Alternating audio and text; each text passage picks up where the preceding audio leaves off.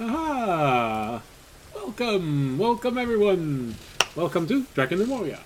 For those of you wondering what this is, well, it's Dungeons and Dragons, or more specifically, a group of people playing Dungeons and Dragons.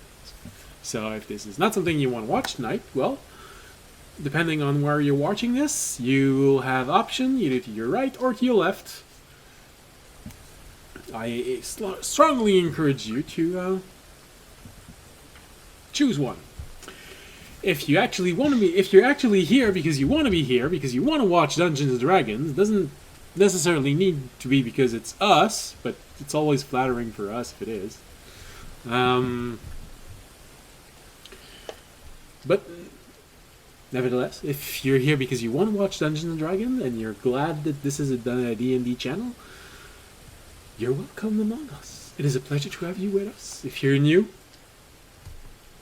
welcome. If you're a regular, welcome back. If you're another troll, like the ones we had last time, well, you can abstain. We can do without. That's good. Although we do appreciate the mid and after stream comedy show. That was... Yeah, that it was definitely interesting. All right. And for those watching this on Friday, I'm so sorry. I've had a very long and demanding week, and well, let's just say that I got up to go to the bathroom while the rebroadcast was rolling, and I fell asleep on my way back. So this is why we didn't raid anyone at the end. I'm so sorry. I'll try to stay awake if you're watching this on Friday. Believe it or not, this is not the weirdest thing that has happened to me in my life. So that's about everything I had to say before we start. As always, if you're enjoying the rain right now, it's ambient music. There's information below. A link even. Only costs something when you want to download. For the rest of the time, you can build your own ambience. You can look at ambience that other people made, and it can be cool and fun to listen to. It can be very, very relaxing from time to time. I promise. I've been trying to make more. I know you might be tired of listening to either rain, fire, or lightning. I'm working up to make more. We'll at least get to more of the 5 core elements. Yeah. We're missing wind. Earthquake sounds. I mean, if you're in the middle of nature, what kind of sound does an earthquake make? If you're in the middle of a city, it's the shaking building, but in the middle of a forest, in the middle of a plain, in the desert, how does it sound? I'm sure someone out there can answer that question. People living in the desert, or... Well, anyway, there's the chat if you want to answer this. There's the Twitter account. There's the business email also of this. And that's about it. Now imagine there's a lovely introduction, an animation, something funny to watch, a little bit of music, and we're back. Then let's get started on this episode, as we left it in a interesting place. So, last episode, the party fought their first battle in this strange dream-like realm. Although it was not a challenging fight, it already promised a level of strangeness for the future. Back at the camp, their troop was letting suspicion get the better of them. And when the party came back, they had to deal with a rather bloody mess. Fortunately, the diplomatic instinct of audience brought back order among the forces. And unfortunately, Tobiashi rolled so low that his effort completely backfired, and everyone started blaming him. That's what happens when you roll a natural 1.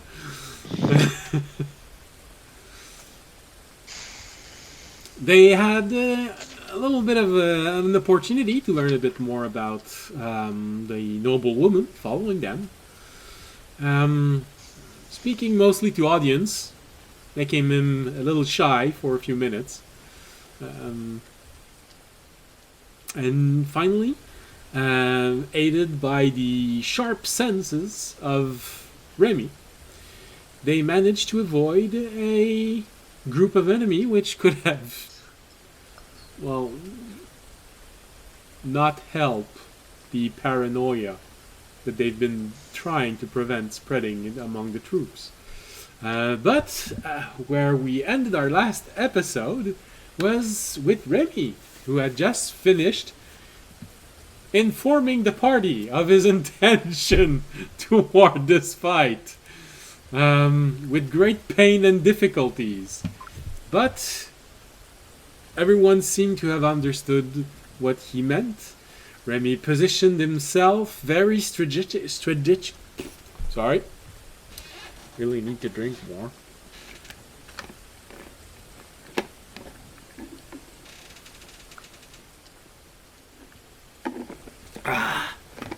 That's gonna help to talk. Alright. So, Remy had just positioned himself in a very strategic position. Right in the middle of a place which is 100 feet away from enemy and 100 feet away from allies, so that everyone can hear the explosion he's going to provoke. More precisely, 200, but yes. Well, I watched the definition that I wrote, and you can hear it from 100 feet. But if you place yourself properly in a triangle formation, just like you said, if you throw it right in between the two of them, each one of them being at 100 feet away from one another, everyone will hear it. Except that Remy's going to be 100 feet away from the enemy if things go wrong. Because unless I misread it, it's 100 per charge used, and I used the second feature of the gauntlets. Oh, okay.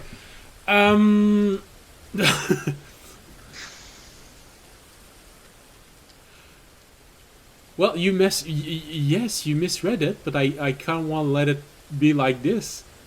That's kind of, it's kind of going to be very fun if you use so many charges and you leave the pin in, and you have to recharge the whole bracelet in one shot at night. People are going to hear it from so far away. So I think I will change it to be exactly like you said. But yeah, it's like, has 6 charges, recharge at dawn, allowed detonation is heard in a 100-foot distance for every charge. Well, you use the word regained. Okay. No, and the bursting knife uses 2 charges. No, absolutely. So you might want to consider rewriting that if that's not your intention. It is now. I like it like that. That's kind of fun. Yeah. Oh yes. I am so eager for the day you're gonna want to be discreet and leave the pin in. Oh yeah.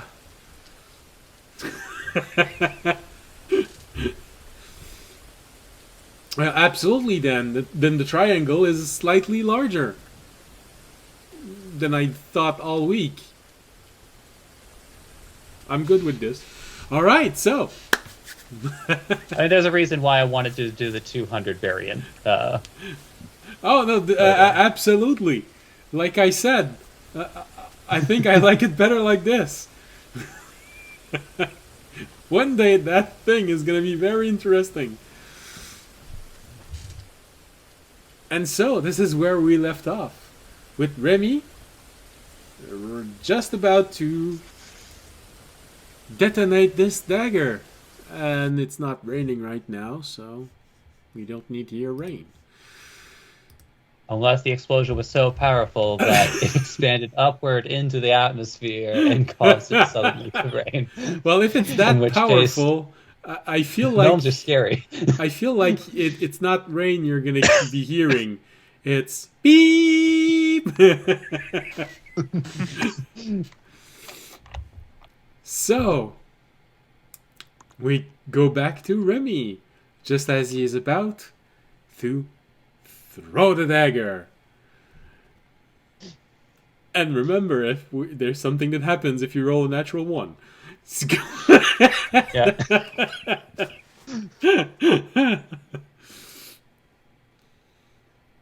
Go ahead, roll as you throw it exactly where you want. Or not. I will laugh if it's a 1, but okay, it's not a 1. It's a 14 on the die. All right, so I imagine you're aiming for a tree or something like that.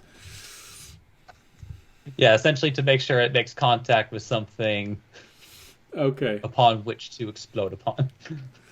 All right, so if I remember correctly, the order of things: dagger is thrown, dagger explodes, enemy moves in toward explosion, army Russian in a pincer attack. Not sure what the party's gonna do because that was a bit confusing with everything that everyone said, and the trollers. Yeah. Raimi is just going to hope that they pick the option that is the most advantageous to their survival. And let's hope that the comment we just had is not a bad omen. Chaotic calling. Let's go. All right. No, one dice. One of my dice is gone. Oh no. Well, I still have two.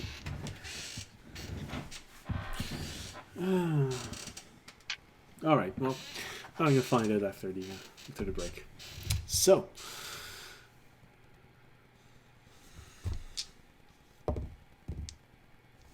Okay. The dagger is thrown, and you hear this loud explosion just as something had detonated. It's a bit metallic because the dagger is made of metal, so there's a little bit of resonance in this, a high-pitched resonance, but it just as it explodes, taking a little chunk of the tree as it explodes and showering the entire area with broken shard of the dagger. Immediately you see this small group of 20 or so enemy looking in a direction. You have a moment where you, oh come on, please don't. And then you start seeing one moving in the direction, then another one. Then you see another one looking at those moving, and they start moving, and the wave effect starts. They apparently didn't react all to it, but the wave effect worked. Seeing one moving, they all decide to start moving ahead, start picking up speed, and then suddenly you see the two groups, just as they're gonna be right in between, appear, and the melee starts. You see the two group of your own troops attacking the group in a pincer attack. And for them, this is a heck of a calculation that I have here. So, AFK. So I assume we're rolling initiative. if you want to join, yes. If you just want to watch, no. I feel like we should probably join. Yeah, I assumed we were. Okay. I don't think Botway realizes you don't scale while you're dead. All right, that's an 11 for me 14. in initiation. I haven't counted my last one. Roll my head. I got a natural 20. Okay. So, No, I actually have my Jorg, phone, so I did roll 15. Jorg, you said you had natural 20? No, I got a 15. 15, okay. Yeah. Audience, Okay. you said you had An 11. 11. Fisher? 5. Whoa. 5. I think you got distracted by the explosion. Remy? Fisher likes to bring up the rear on initiation. Yeah. Remy, are you joining the fight? 17. And Tobiyashi? 14. Olunak is not here. Oh yeah, that's not. Magna is not here either. And so it's N 14. Yeah, okay. So apparently, Remy, you're the first one who gets to react as you start seeing everyone rushing toward the enemy there. A beautiful pincer attack.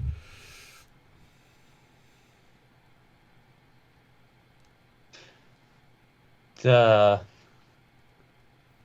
So right now you're in the lead. It's just the group of enemy, and you start seeing the the two groups of allies rushing toward them.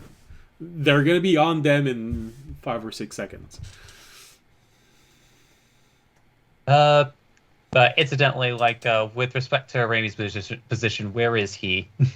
Like, about how far away is he from like that group? So if you want it to be a triangle, 200 feet, which means they'd be a pincer like this, 200 feet from the enemy. But right now, since you're the first one to move and there was the explosion, how far away from you did you throw the dagger before it exploded? How far did you intend? I mean, like, I came in with the assumption that I would be about 20 feet away from where I was hitting, because Okay. I didn't want to risk missing the tree because it was at disadvantage. No, Fair. sure. Smart. That That would have been really embarrassing. No, that's there's no problem with that. So basically, you'd be 200 feet away from the enemy. You'd be 220 feet. Since you're the first one to move, they've just barely. Well, no, they've been coming closer. So they've been coming closer. Yeah, that's right.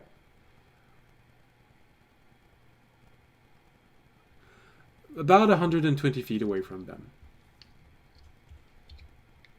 When everyone started to converge. All right. In which case, Raimi would, in this like, you know, like less mapped version of things, Raimi is going to take his he will take his bonus action to dash. Okay. And then he will hold action with an arrow, and like the second that somebody engages starts engaging one of the first creatures, he's going to fire an arrow at that creature.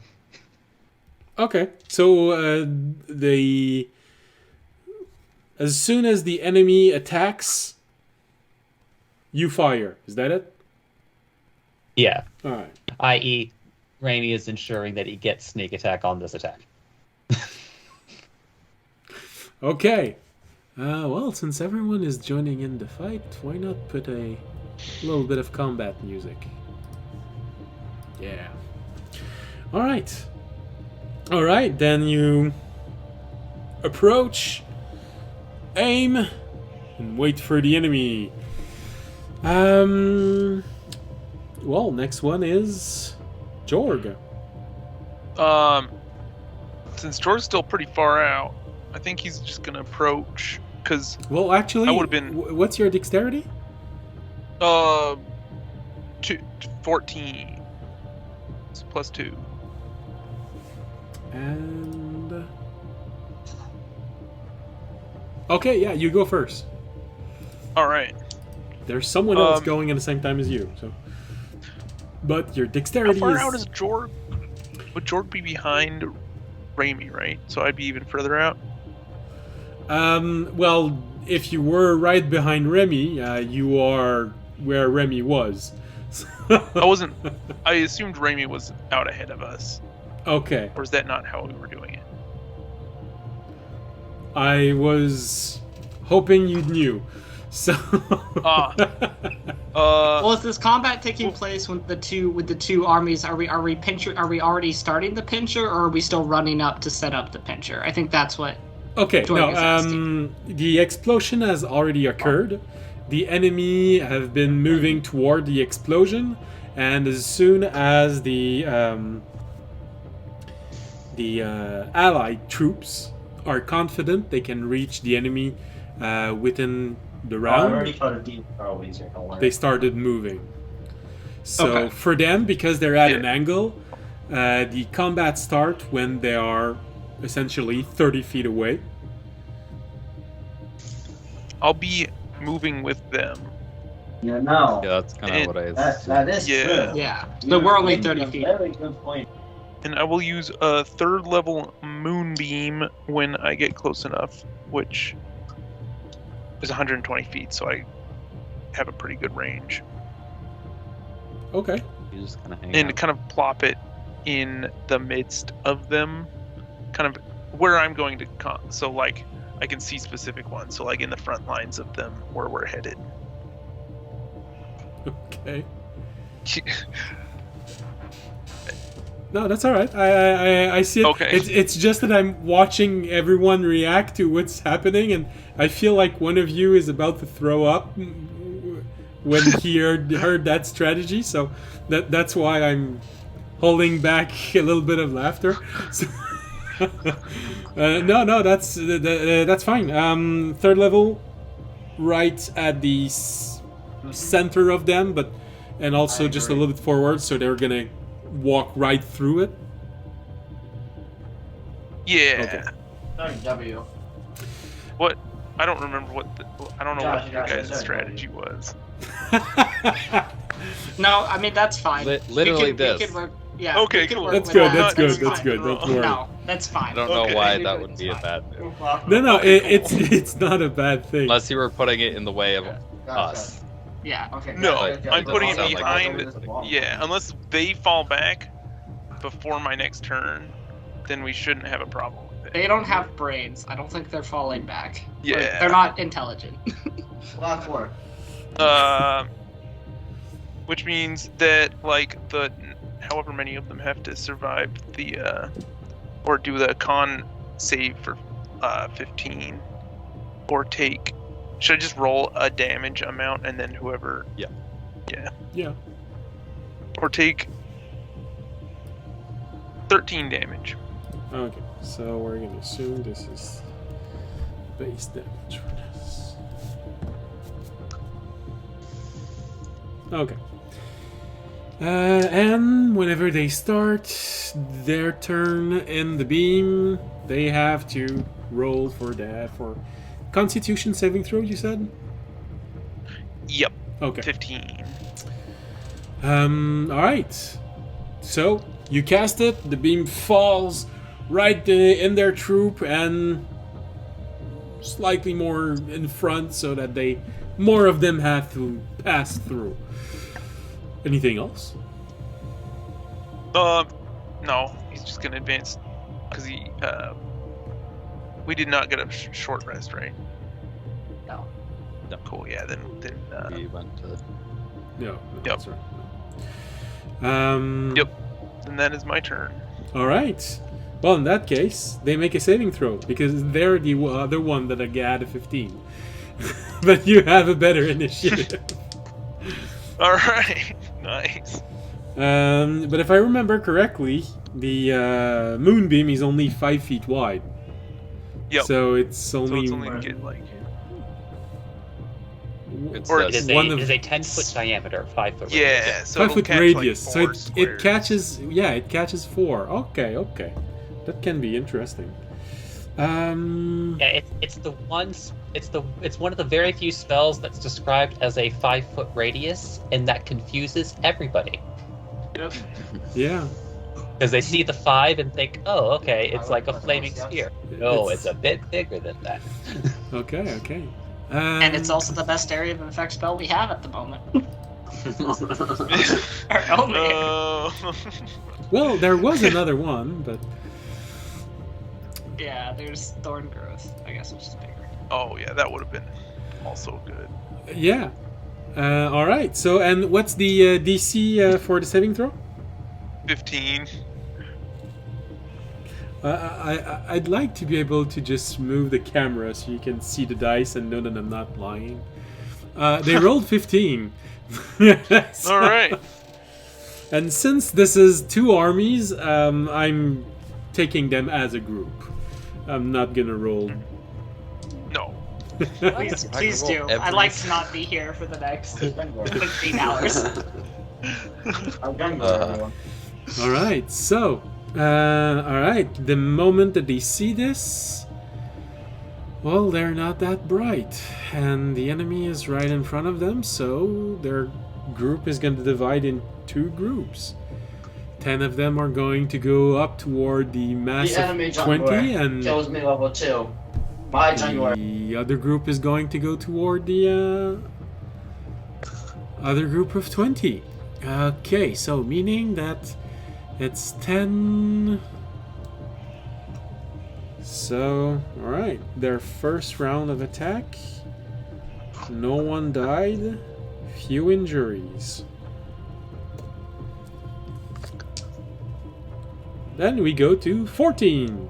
Tobiashi. All right. Oh wait, was that our army or theirs? It's their army. So they separated into 2 Okay. because they saw 2 group arriving toward them. So they make their first attack on your groups. They have disadvantage of number, so no one died.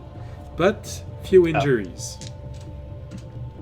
I mean, I think that was the trigger for my reaction. That's what I was asking. Oh yeah. Not that it, Exactly. Not that it particularly matters in like a group attack, but Well, actually, for you, I'm counting them. So if each one of you kills one, and as an example, I'm deducing the number. But when the 2 armies attack one another, I'm considering this as group.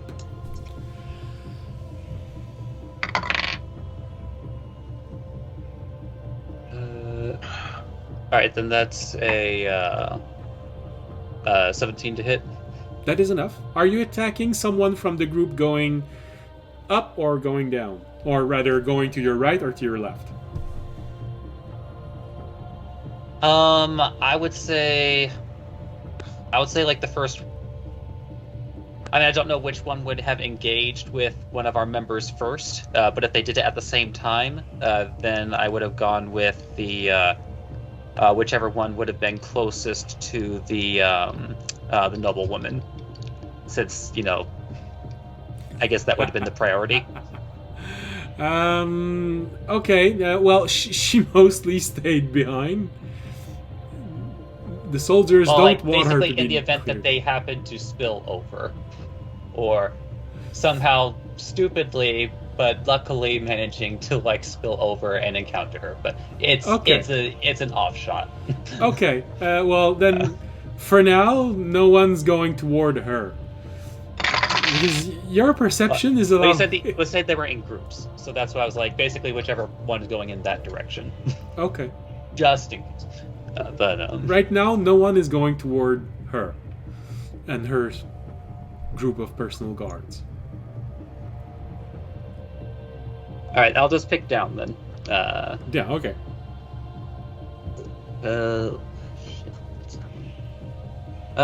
unlucky one that I hit gets let's see, 4, 8, 14, 19, 21 piercing. You fire the arrow and you manage to hit him. You feel like there's a slight disappointment in you as the arrow flies and you see him nearly being knocked over by the arrow, grunting and screaming, an impressive amount of blood just pouring out of this wound, but managing to pull itself back up and just mindlessly trying to move toward. It almost a one shot, almost. I mean, I'm sure it'll boost a soldier's like confidence when he hits that one in one hit. It's just like, I did it, guys. I killed one in one shot. I want a medal. And then Tobiashi's gonna say, "No, I bet he has a worm inside. He's stronger than anyone else." Yeah, definitely does. All right, so now Watch out And for then those worms. the One next took a arrow goes dive. after Tobiyashi. so it is now actually Tobiashi's turn, as you see this Okay. arrow just. All right. So they're right up in front of us now, right? Yeah. Are you on the Okay, group okay. that is... Well, on my sheet it's up or down, but for you, are you on the right or the left group? Or behind... I'll be on the left group. Alright. So, you're on Alright, the... I'll just attack the first person that runs up to me. Oh my gosh, I have to touch this guy? Okay. First, I'll hit him. I'll hit him with my my combo. No, gonna use my my whip, Okay. and that's a 9 to hit. Never mind. We moved past that one, and I'm gonna use some key points, and I am going to use Fury of Blows, Go ahead. and Oh, please, Lord. what's a 16? That is enough to hit. That is exactly what you need to hit. Okay. And that's 4 points of damage, because I do the best damage in the world. And then the next one is going to be 18 to hit, That is enough. and that is 5 points of damage. I'm the best. And, I think that's going to be it for my turn. And then, yeah, that's it. Alright. So, just for your own morale sake, remember that when you level up, the next level you put in Monk, you get a second attack per round and your damage dice goes up to d6. Just so that you can I was just joking. keep... No, I know, but it's important to keep the players hopeful. Oh, yeah. I know, it'll come eventually. I was just joking. Toby, Being we have a lot sarcastic. of hope in you. All right. We'll get there, guys. Anything else? No, that'll be it. Okay. Well, apparently, you have the same initiative as your own army, so you're really part of the group, you know. Nice. That's what I was hoping for. All right. So they are 20. 20 means.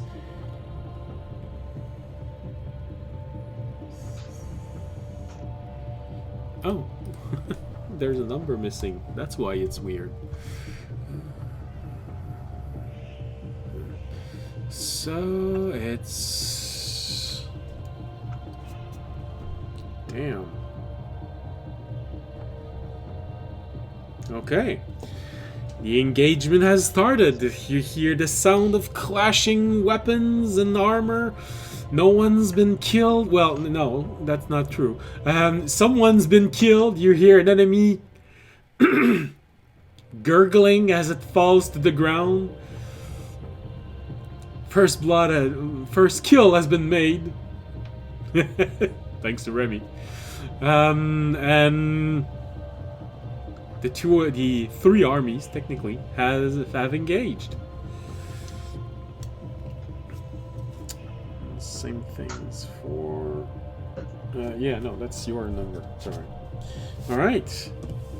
Do less than the 5 armies. Well, you know. Okay, 15, 14. Then we go to audience with 11. Alright. Audience, I guess, was a little bit behind the army because he was, I guess, kind of trying to see where the weak points would be. So he'll go towards one of the injured. So are you part of the group that is up or down? We'll go with one of the ones that was up. Okay.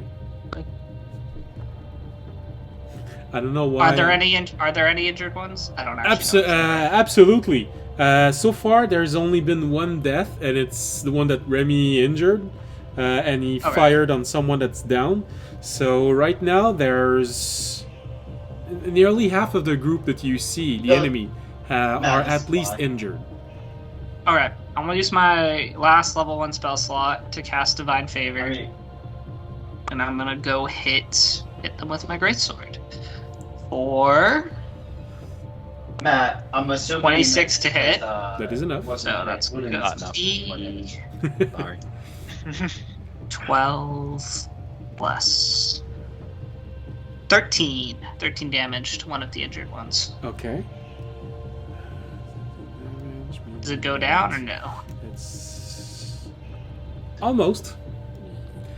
Almost? Well, then I'll hit it again. You strike him and you see him go down on one knee, but he's trying to pull up again. Alright, I hit him with the 17. That is enough to hit. And I'm just gonna assume he's dead. And I don't really... I mean, that's 11 plus Guys, I only get called. No, I 3. think... They want their 14. 14 damage. Yeah, I'm looking at your minimum damage. Yeah. She said, that's I only enough. get calls. And Yeah. Okay, so I'll kill him, and then that'll be my turn. Alright. Yes, No. I only have one Their move. group slowly Dude, I loses only made a numbers. fucking pay Alright. I don't know why, I keep having this image of audience wearing a T-Rex suit charging in a battle. I don't know why. Interesting. I honestly don't know why. I have. You know, if you want to custom make it out, give it some great stats. I might. All right, so That's what your armor is gonna end up looking like. when you're gonna be Looks like a running kid in toward a the dinosaur enemy, costume. when you're gonna be running toward the enemy, your head's nearly gonna fall off because you're running too fast. Just like the T-Rex suit. All right, last one, Fisher. I will, similarly run in and start smacking. Are you part of the group that is up or down? Let's see. Audience went up. Audience was Where'd up. Toby go? Tobiashi was down. Jorg is aiming in the middle, but he was part of up, I believe. You should I'll probably follow go me as my down. bodyguard. Oh, I was gonna say since I'm in control of you. I was gonna watch over Toby, but No, I'll be fine. We won't get questioned about it later. You're good. Guys, it's fine. Yeah, no, that's totally- All right. and if we do, I'll just do some great talking stuff and then get us out of it because that's what Fisher's good. Yep. So I will run up and I think I'm gonna go for I'm gonna cast Chromatic Strike Okay. with my bonus action Okay. and with some acid. All right. What was the damage dice of the acid that you had? Do I want to try and do. No, I'm gonna do Okay. green flame blade Okay. with my action to proc fire for the chromatic strike. Okay. But I don't remember which set of the damage it absorbs.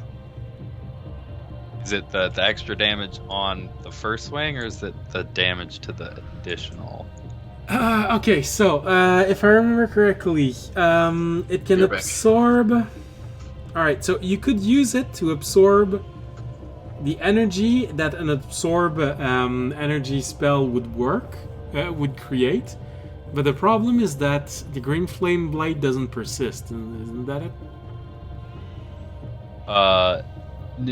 No, it just So unless you Up. unless you have a way to cast 2 spells in a round, you won't be able to profit from the fire of the green flame blade. What do you mean? I mean, I can cast Chromatic Strike and Green Flame Blade, because Green Flame Blade's a cantrip, right? As an action, and then Chromatic Strike's a bonus action spell. That's okay. Oh, so it'll eat the Green Flame Blade to make the fire, so then it's essentially just like a regular attack, right? Yeah, it will eat the fire of the green flame blade. Yeah.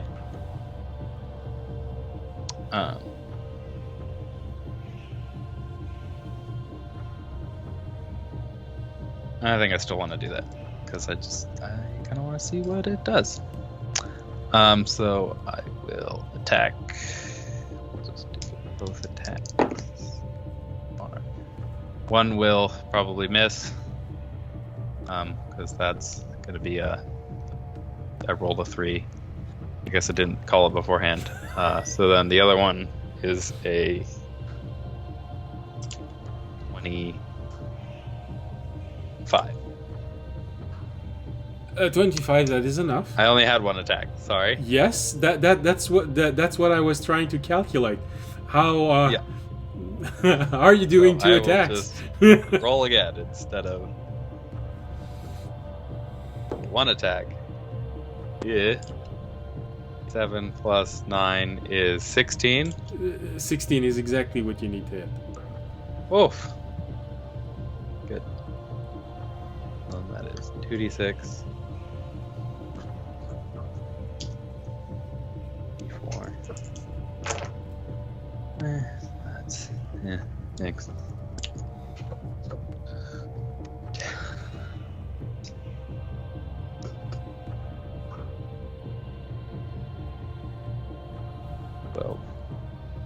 So 12 slashing damage and 1 fire damage, and then it ignites. Okay.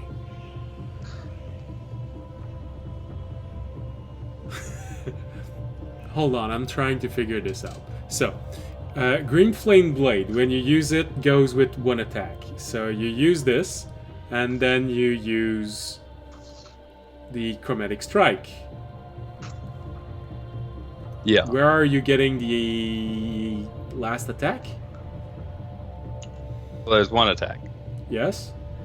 You use Green Flame Blade. As part of your Green Flame Blade, you make an attack.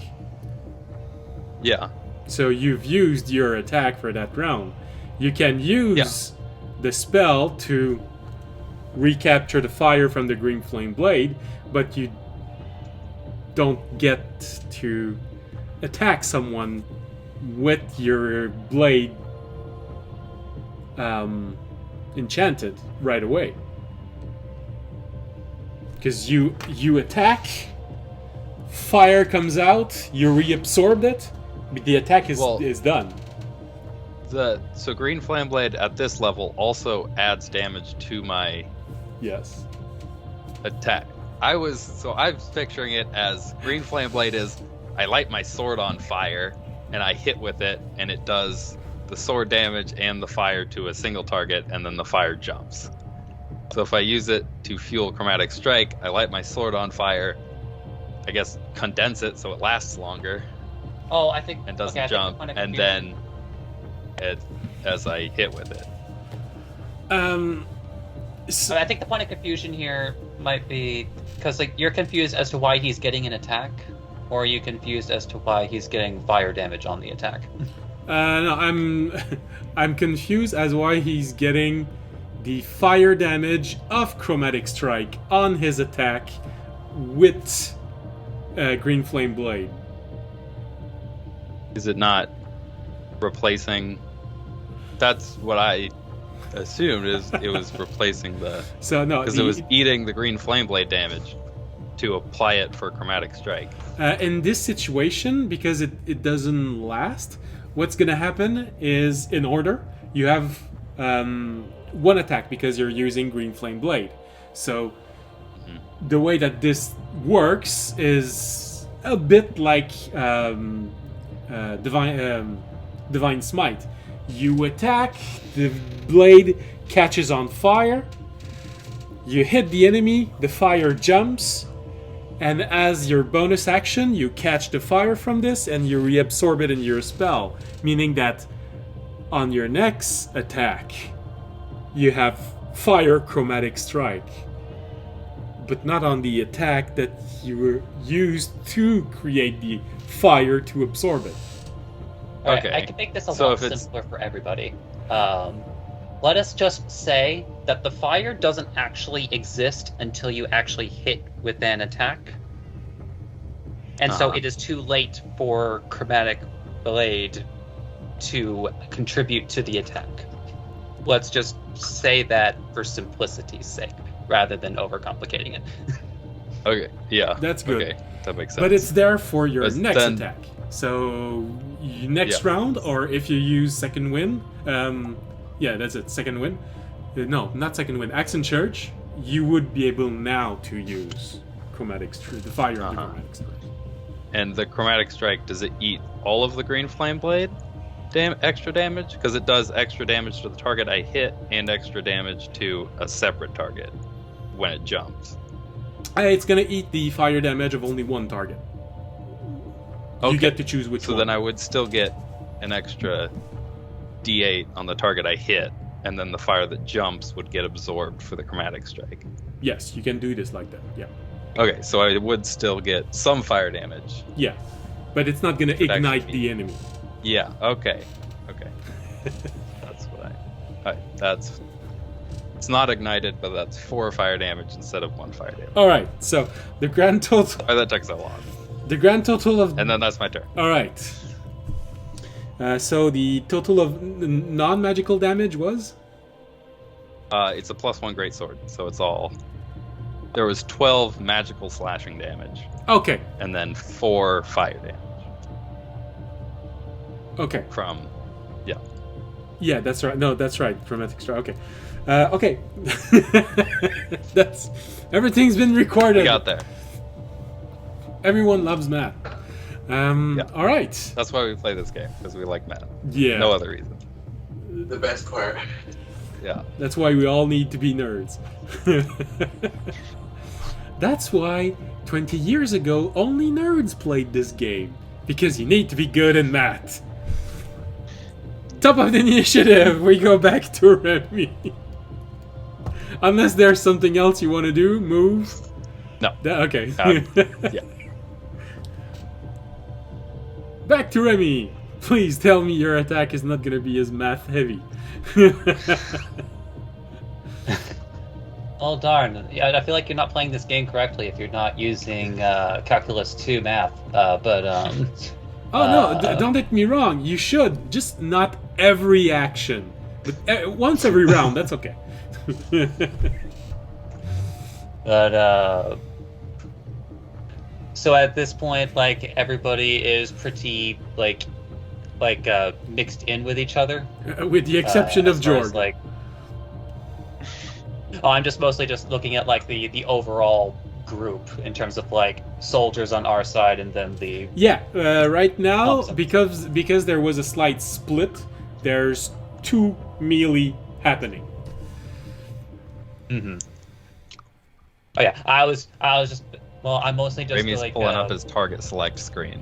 Well, it's like the problem I'm just trying to figure out is like is it like, all right, imagine is it two circles like like this, or is it one circle on top of another circle, like everybody's mixed in with each other? That's the kind of image I'm trying to figure out. No, that it would be two circle. Okay, like this, Well, actually, or I like one on top of the I other. like the idea of the hands, because the army came in like this, and then separated like this, and started to do the attack. So there's one melee here and one melee here. Okay, so I guess there's is this a that. bunch of one-on-ones, or is it like lines clashing? Small groups like this, there's order, but your group outnumbers the enemy, so it's starting to be more like,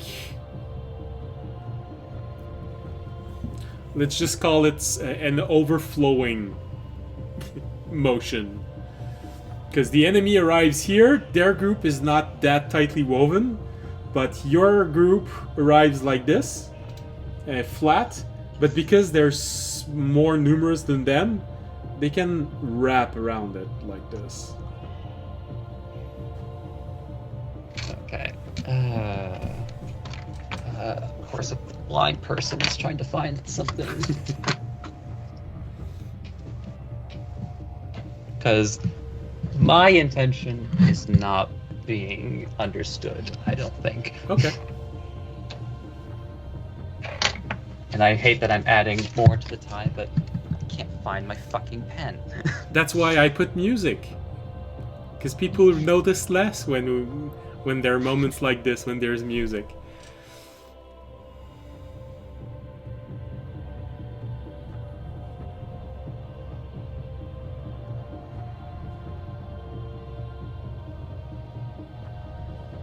So what I was understanding is that you want to know if your side is information. Well, yeah, essentially. Pretty sure. Are the two groups, are they all mixed together, or are they separated and just fighting on I'm not the sure how visible contact? this is on the camera. A little higher. A little higher, okay. Yeah. Stop moving. Us, them, and what's the potato? The other one is like imagine that the dark circles are them and the not dark circles are us. Okay. I'm basically trying to figure out is if everybody is clumped together into a mixed melee, or if it is there is one group and another group on different sides of like a line of clashing. Okay. No, I understand what you mean. Actually, you can lower your drawing.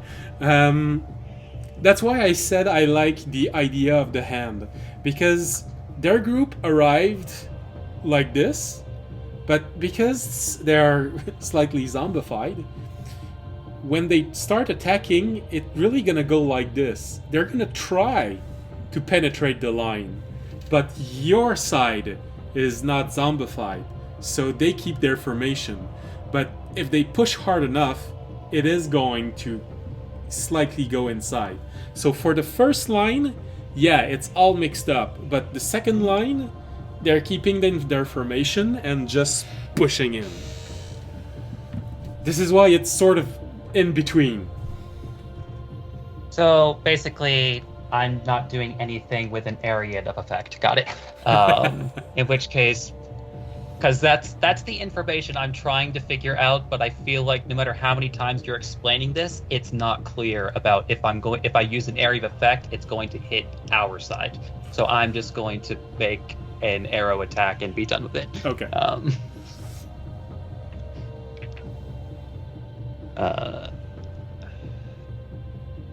Now I can't find my other.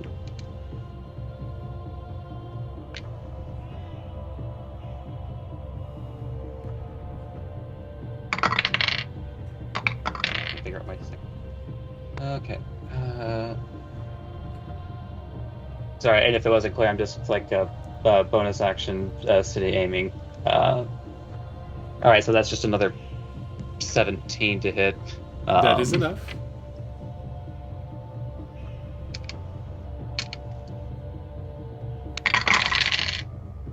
So this soul gets 2, 6, 11, 15, 18 piercing.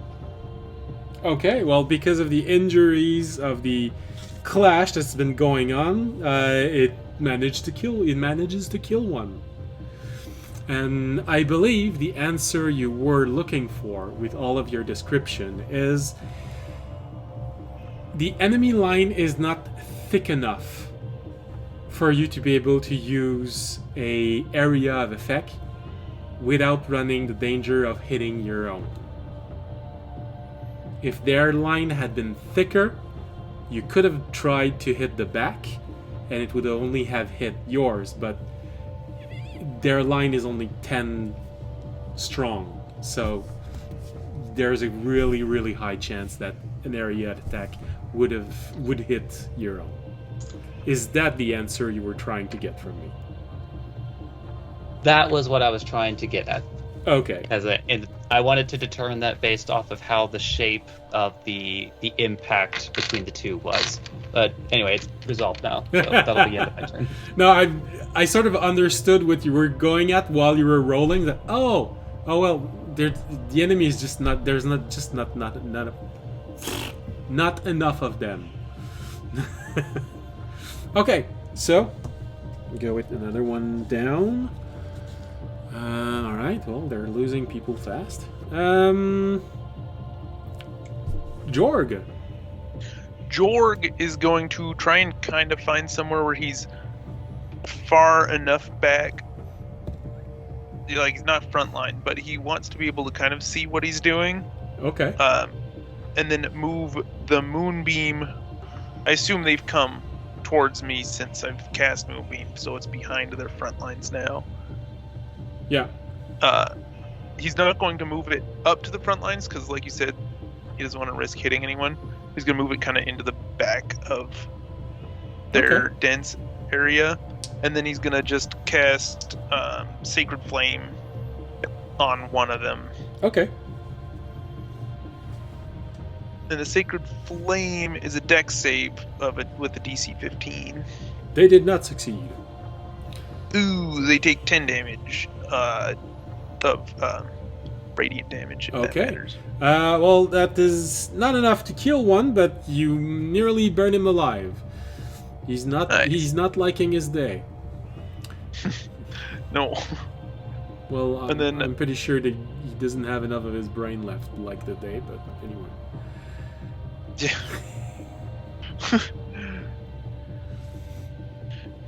And then if they succeed or not, it's 17 damage for the moonbeam, whoever starts their turn in it. Okay. Then that'll be my turn. All right. And since they go on the same initiative, I've just rolled their saving throw. They have failed it for the moonbeam, which means 17, which means goes down another 3. Okay. Damn. Okay.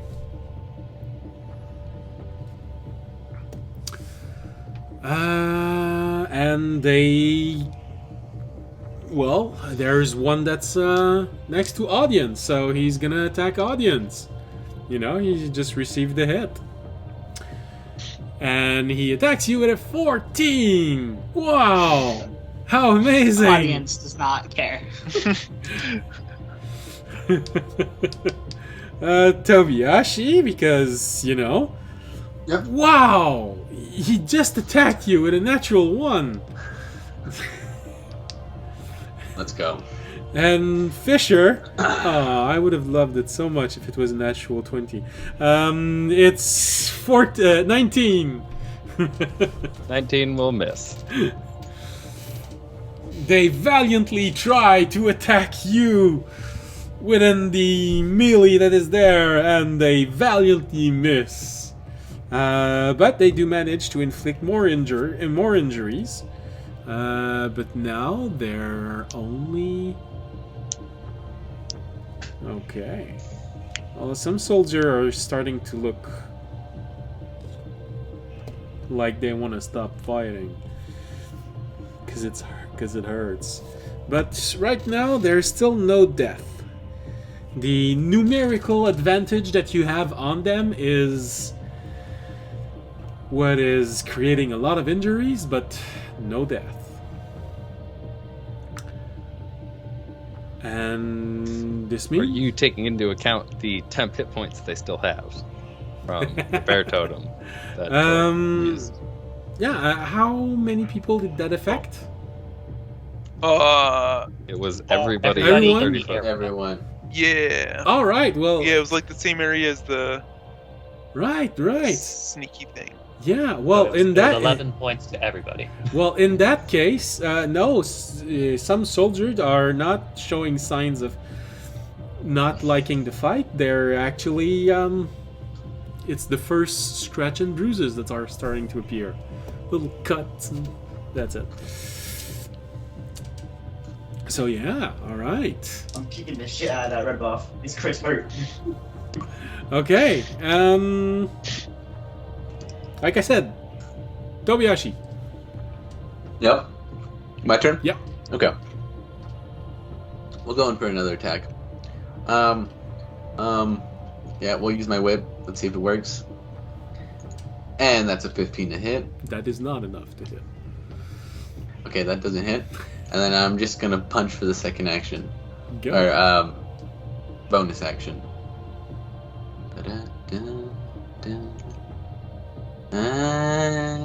And that's 16 to hit. That is enough to hit. And that is 6 points of damage. All right. That'll end my turn. And that is enough to kill one. Let's go. I did it, guys. So here, there's this many left, and here, there's this many left. All right. And which means it's the soldier's turn to attack, which means they're still not having any injuries, and it's... Okay. They're gaining the upper advantage. They're gaining the advantage on the enemy.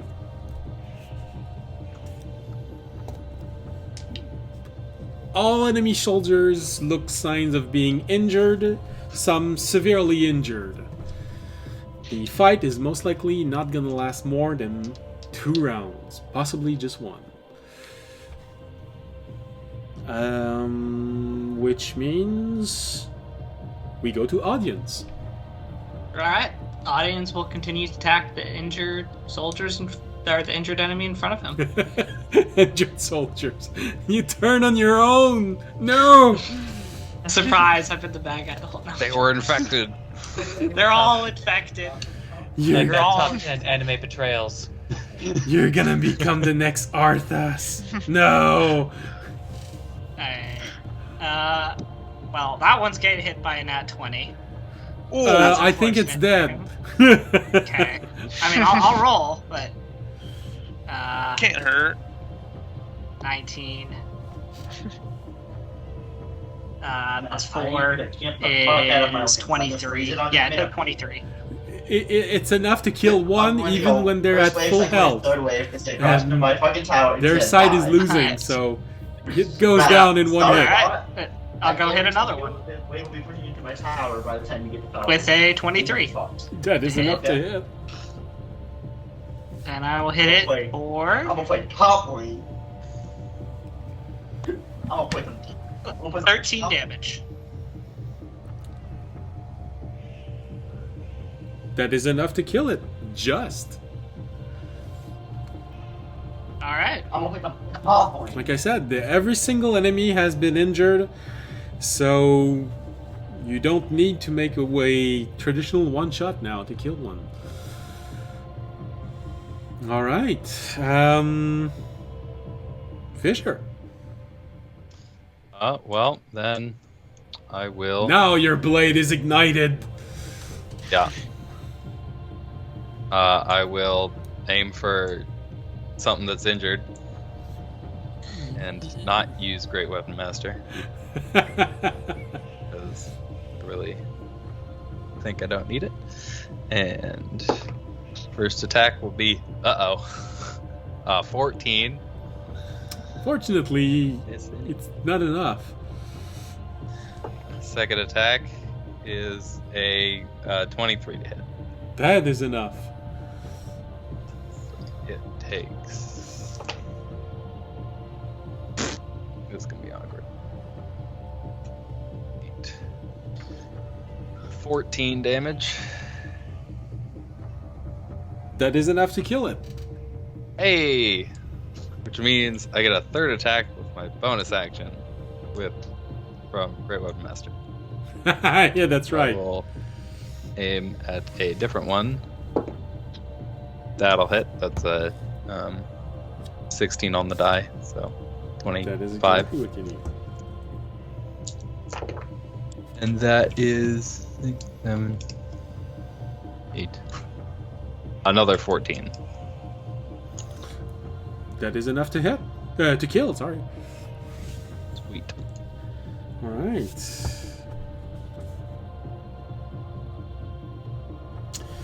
Alright, so that is that's my turn. and if I'm not mistaken, their corpse is ignited.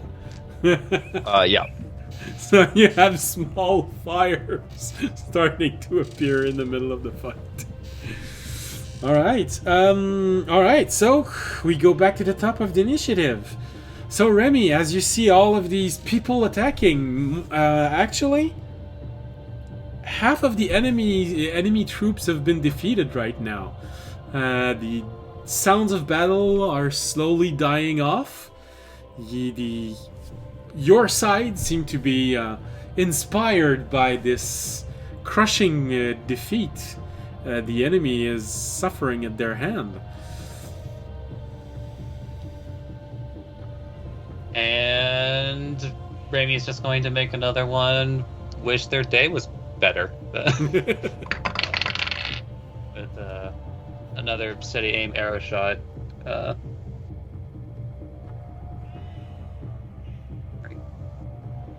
Okay, yeah, that'll be a 23 to hit. That is enough to hit.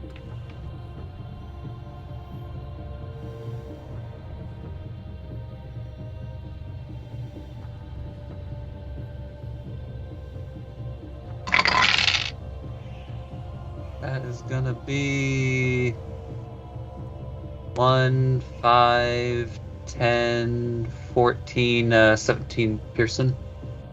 That is enough, and that is also enough to kill. Are you attacking group up or group down? I would say,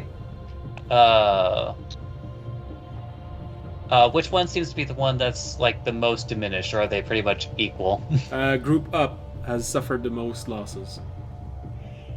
Then I'll go with upward, so that if they can possibly clean up upward, then they might even more quickly take care of the rest. Okay.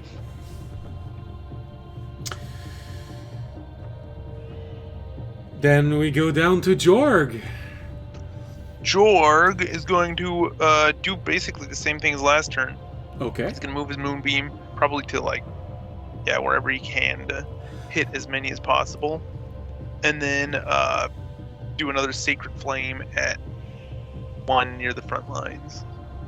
He's going to go for. Is there one that looks injured in front of him? They all look injured. They all are Okay. not appreciating this fight. Cool. He's just going to go for one then. With 8 damage. That is not enough Put a to kill, 15 but hits. it's enough to severely injure. Okay. And they roll a natural 1 on their saving throw, so. Oh, nice. That should be a crit. But whatever. They just saw no. the spark of flame appearing in front of them, and they just went, "Oh!" Oh. Ah! Yeah. All right. Well, And then in the moonbeam would be, I accidentally rolled level 2 last turn, but still got really good at 20 damage for the moonbeam. Okay, well, unfortunately, they did succeed on their saving throw this time. Whack. So it's 10. Well, since you did not. Okay. Okay, not enough to kill one, but atrociously injure. Yes, absolutely. You see them just starting to smoldering as they're trying to hold their line. They're cooking. It's starting to smell like bacon cooked with radiant energy. But also aged bacon. Dry quality. aged bacon. Okay. And I don't know then how long they've been wandering around like this. well, it's parasitic, so not too long. It's not the traditional zombie. It's like I said, it's a parasite. So when the parasite reaches maturity, something unpleasant happens. Something gross. I mean, I imagine something similar to like a Last of Us situation, but Okay. only less mushrooms. Yes, definitely less mushrooms. Aberration tends to be more larva-based than mushroom-based. So, all right. Enemy attack, and whatever's left manages to slightly injure some guard. All right. Which means we go to Tobiyashi. All right. I'll just keep doing what I'm doing. Headset died. Your headset Okay. died. Okay. Hold. Hello. We can hear you. Be there in a moment. Oh, come on. Get. Okay. He's got a spare. All right. There we go. Oh. I just had to plug it in. I'll just keep doing what I'm doing and keep Death attacking. by 1,000 paper cuts. Yeah, death by 1,000 paper cut. That's exactly my style. Let's go in. Oh boy, I finally hit with the whip. 22 to hit. That is enough to hit. And 7 damage. And then I'm going to use my fist to hit, and that is going to be a 2, and I don't hit. So, living the high life over here. That's going to be the end of my turn. Have faith. Hold on. It's gonna get better. I feel like there's a song about this. I mean, let's look at it this way. One of the most, OP members of the of Soul Society attacked people with sakura petals. That's how we do it around here. Don't underestimate the importance of paper cuts. Yeah, absolutely. So, your troop is... Okay, well... since they still have all of their groups, that's enough to kill one, that's enough to kill one. And down below... It's... Alright. Audience! On your side, there is only one lonely enemy still holding on, trying to kill something. Alright. Well, I will hit him. With a 21 to hit. That is enough to hit. And I will You're do... right to come top point. The way you'll be pushing into No, that's a bad roll. I will do 11 damage to him. It is dead. Alright. Your small group has pushed through the enemies. How far are we from the other group?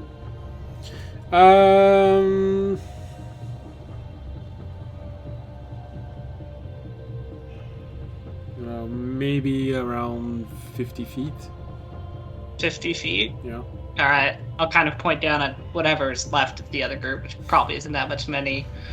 Turn to my other soldiers, point my greatsword at them, and be like, let's finish this, and then use my 30 feet of movement to start charging down towards the other group. Charging with his head flailing backward. Ah!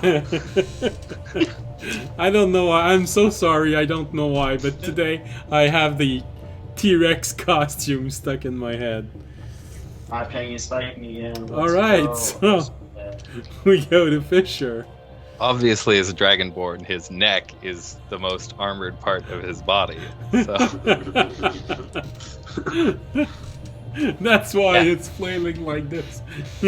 Yeah, I like to imagine it's like Gaston, like during that scene where like they like grab the measuring tape and he just like breaks it by just flexing his neck a bit. Yeah. I will attack twice.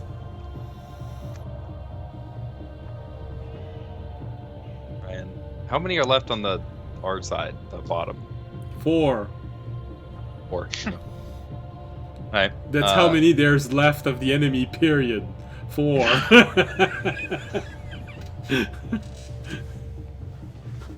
First attack. Oh, that's gonna miss again. Let's roll the 5. That's gonna hit for 25. That is enough to hit. For 10, 12, 18 damage. That is enough to kill. And then the bonus action attack from Great Weapon Master Go ahead, that's right. is a 28 to hit That is enough to hit. for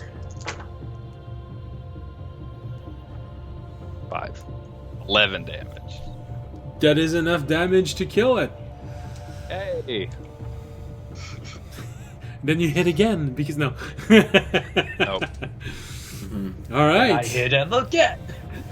And again, and again, and again. All right. Which means we go back to the top of the initiative. Remy, you saw these numbers dwindling. The soldiers becoming more and more invigorated by the fact that they're utterly decimating the enemy, having caught them in this pincer maneuver, with audience also encouraging them to finish off the enemy. You have a choice of 2 targets.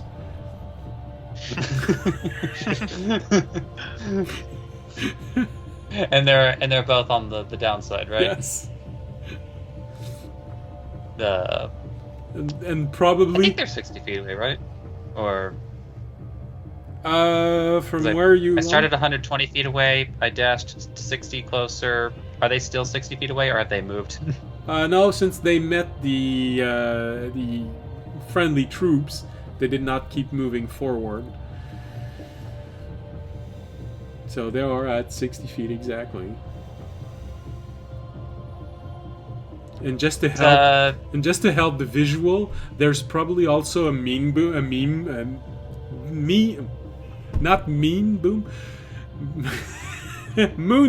You'll get that that. is starting to arrive slowly toward them. It's the doomsday device. You know, I think Raven will just continue attacking from where he's at, just so he can have the front row seat of the moonbeam, just slowly but surely, like closing itself on the last one. Because Raven is all about making memories that he can show to everybody else for no fee, I guess. Which, in hindsight, sounds like a poor business strategy. That is a 26 to hit. That is enough to hit. Raimi is going to, well, maybe not design, but certainly head the first Kenku cinema.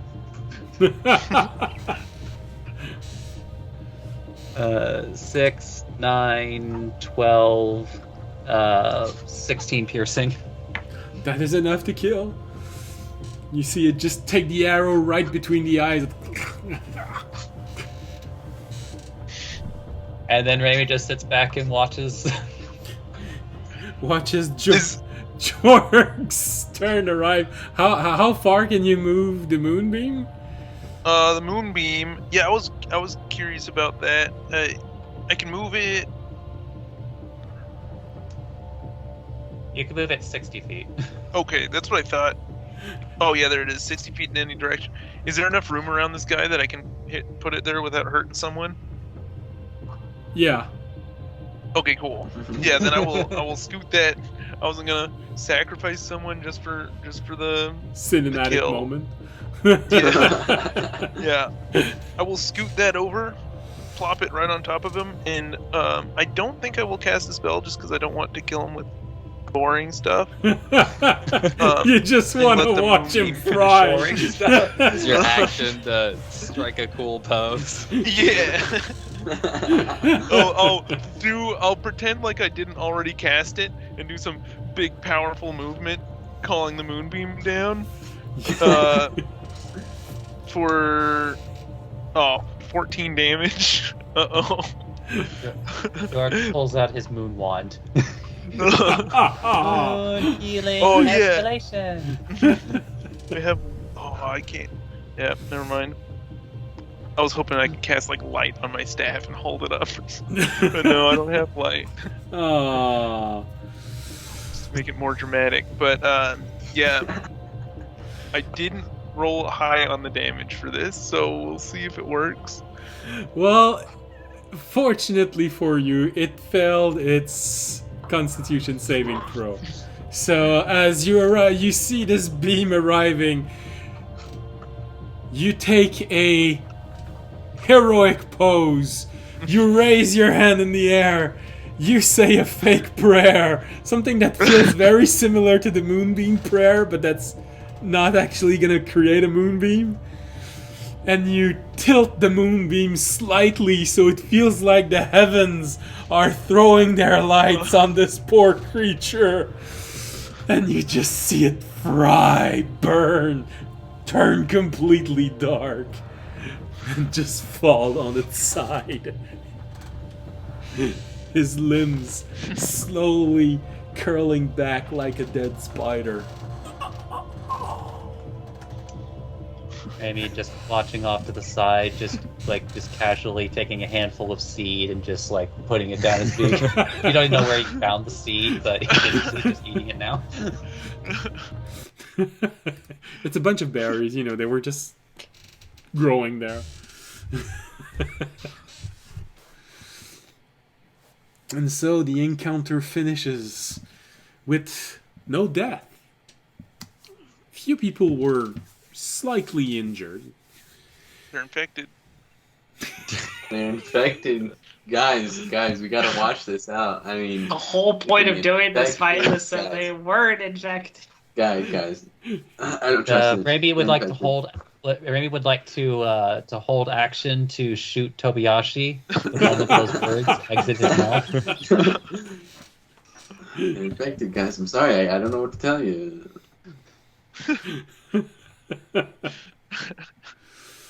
All right. How many hit points do you think in total were lost among the soldiers? Among Us.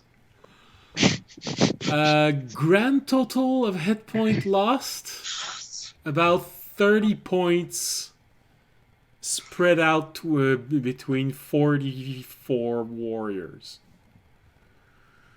Okay. Is there any word that looks like it might be going to be like struggling walking, or is going to slow us down? No, You trying to ask the question, how many Who's soldiers are infected? under half health that I can hit with my channel divinity healing? Is that the question you're trying to ask? Yes. I mean, Well, unfortunately for your heroic pose, none. Because of Jorg's magic, the worst you can find on someone is a little cut. Just a drop of All right. blood that's trickling down. They're fine then. I was also going to use lay on hands if anyone like couldn't walk, but No, fine. because of Jorg's temporary hit points, the worst injury is someone lost about a fifth of its hit points. I'm alive. Guys, I'm alive. all right. Well, our group should be I basically. appreciate you trying to make sure I don't have to Down? carry another soldier's equipment. Yeah, I do. Well, you know, there are those three there that have a little cut on their leg. They're afraid that it's going to get infected, so you're going to have to carry their backpack. All right. And they're infected. All right. Me and Mina were actually just So when everything dies down and Remy puts out the fire that Fisher started.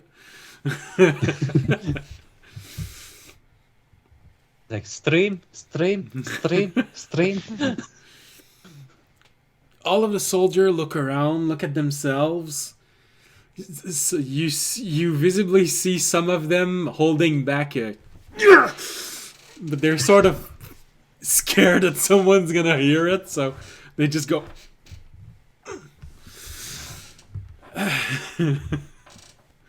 Untold bonus. Now nobody's gonna complain about anything. You, of course, after 12 seconds, you hear Kalina go, "That was very impressive." Remy, oddly enough, how the heck did she manage to sneak right next to you? But she's there. He's obviously not walking in heels. No. There is a slight contradiction in the way that she feels. She really doesn't look like a peasant, so it really fits the noble women.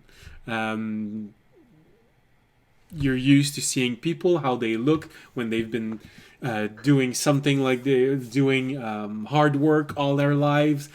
She appears to have very soft skin, even in her hands. Her robes do seem to be of colors that you don't usually find among peasants. But there is this slight contrast of...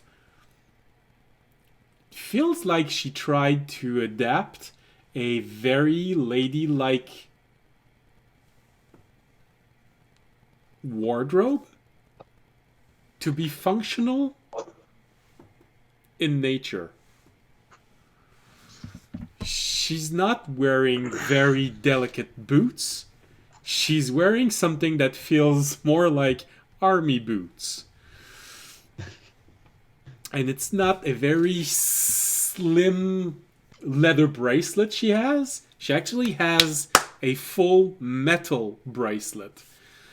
But she's still not armored to go full warrior.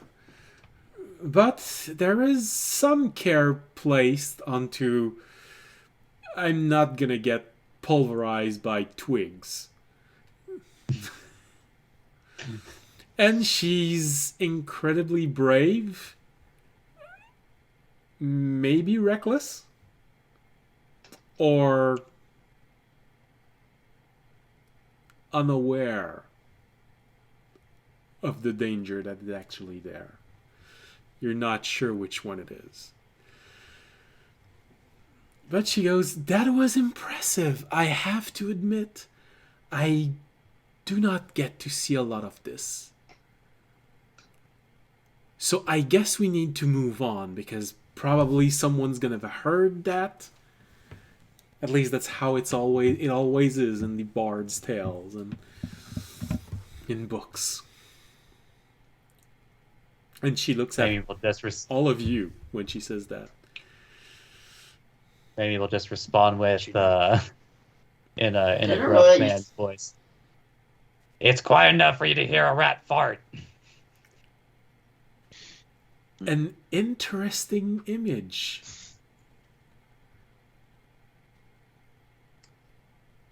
She looks at you, audience, and she says, he, she, it, is very entertaining. Yes. He is. Way to sound sure of your answer. Do you want to roll charisma for that to see if audience actually said it better than you did? Nope. I think audience has never really thought about it, and I think he would honestly have probably answered that way. Okay. So, you gather around and you prepare to move on. What's the fat con thing? I believe, the day is starting to grow old. There's only a few hours before you have to rest. According to the story, she's supposed to realize in the next 2 hours that the only way to reach the castle is to find a cave nearby that's going to take you down the plateau where you are and force you to cross the path of the incoming enemy.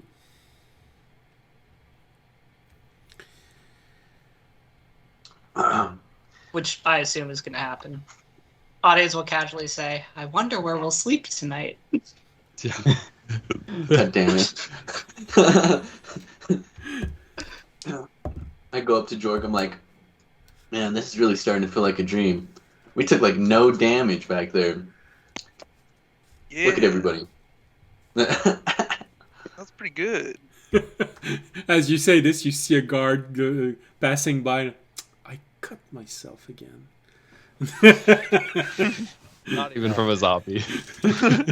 Maybe we'll respond. Cut his in a finger, woman's- putting his sword away. Maybe we'll respond in a woman's voice. Another night spent in a hole.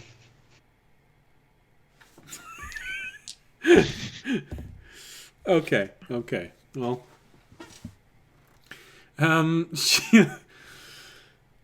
you see Kalina looking around, and well, actually, I think you all have a point. We really should be thinking about a place to rest. I remember there. I'm not sure how close it is, but I remember there being an entrance nearby. About 100 years ago, dwarves thought they'd found some mineral nearby, and they started to dig out a dwarven mine, although they always start laughing whenever you say a dwarven mine. But they abandoned it only 20 years later, saying that the vein was too small and had already been exhausted. But I believe that in the past 60 years, a lot of people have tried to see if it was true. And they actually managed to pierce all the way from the bottom to the top. It might be an interesting place to sleep. I heard dwarf dig large, so there might be roomy place for everyone here. I'm stealing your booba. Sounds good to me. All right. Well, I'm gonna have to think about where this was. And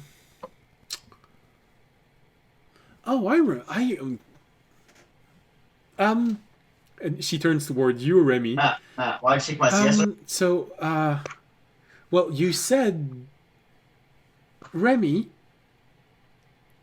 but you never said if it was she'll be named Remy or he'll be named Remy, or maybe there's something else. So Mr. Miss? He'll respond in her voice, Mister? Okay, so Mr. Remy, I do believe we can see the exit of the cave somewhere nearby. Maybe you could climb a tree and try and figure out where it is. I've noticed you're very nimble. I'm sure you can climb a tree quite easily.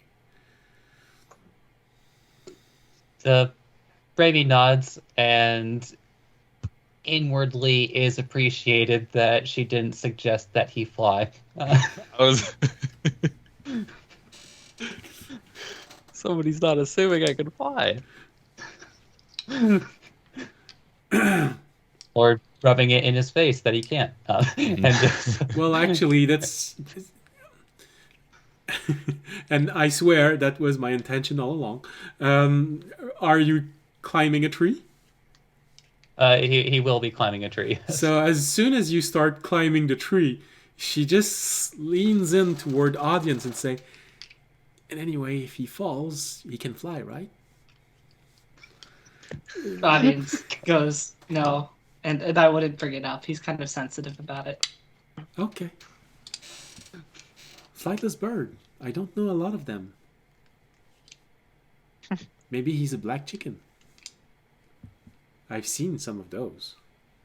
But I wouldn't call him a black chicken either. So Remy, make a dexterity check. Well, actually, climbing a tree, is it acrobatic or athletic? I will hang out at the bottom of the tree with Featherfall ready, just in case. It's like it's honestly always kind of depends, on how the DM wants to do it. If it's like, because you could, Do you want to be mean or not? yeah, essentially. Because some DMs let you use acrobatics, but by raw climbing is athletics. Well, Also, the difference between climbing a tree and climbing like rock climbing. yes, that's all right. So hold on. There's a way to determine that. What is that way? It's called a D20. The D20 is going to determine if it's a tree with a lot of branches and some low hanging branches, or if it's a large tree like an oak tree. So, do you prefer even or odd numbers? I'll take an odd. Odd numbers? Odd being the one that favors you or disfavor you? That favor. Favors you. Unfortunately, when you're looking around, all you see are tall, majestic oak, maple trees, a few pine trees that most of their lower branches have been eaten by animals. Sorry, you should have picked the other one. It's gonna be athletic. Well, this is what I'm going to do, because I can. Raimi is going to throw daggers at one of these trees and going to create his own footholds. Oh, there you go. And I have enough daggers. Oh yes, absolutely. Jorg, do you have something to say against this?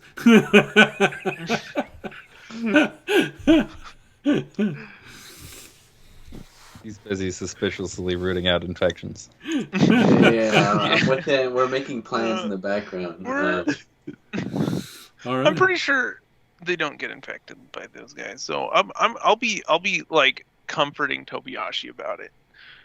Like, it needs to be the red ones. Remember, we're okay. Rant, you know? You're just like quietly like angry whispering to me. All right. So, in that case, since you are providing yourself with aid, Remy, it remains athletic, but with advantage. It's like I just get the feeling that Raimi has done this before. Just like, oh, god damn it, another big tree. So, well, I don't know which one would have been the advantage, but I'm going to assume the advantage helped because it winds up being a 15 even with my my negative modifier. Okay, it's not windy or anything like that, so it's fairly easy to do. 15 is enough. So it takes you a few moments more than you should, but you're looking around, no one seems to have noticed. And you manage to arrive at the complete top. Unfortunately, you snap the blade of one dagger. Damn. But you arrive... Only 75 left. You arrive fairly high that you see all around. And of course, even with stupid eye passive perception, maybe you want to roll a normal perception roll and see if you can roll higher than your passive perception. Yeah, I see no reason why not. That's gonna be a 24. Okay. You look around and you notice a few things. First, you notice that the fight probably drew a little bit of attention as you see ruffles, a bit of ruffling leaves, trees moving maybe a bit harsher than they should, but it's far away, so you're gonna have time to move everyone away. And it takes another maybe minute or so till you start seeing this formation of rock that is higher than everything else. It's still a good hour, maybe hour and a half away of walk in the woods. So there is a chance that you might get seen or track attention of something that is hidden or something like that. But you're confident you can at least arrive at those rock before sunset. Mm-hmm. So, in which case, Raimi will make his way down from the tree. Athletics roll with advantage.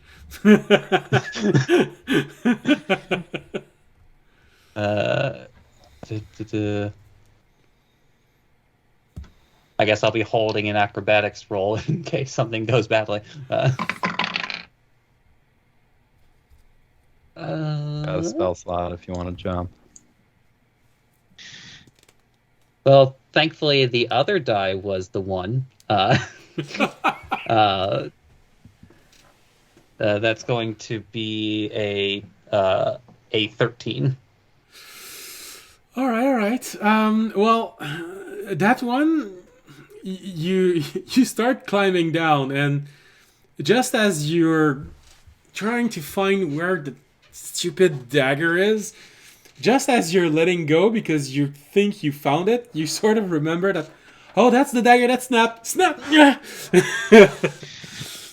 But fortunately, you're not high enough to actually take damage. You're maybe just 7 or 8 feet high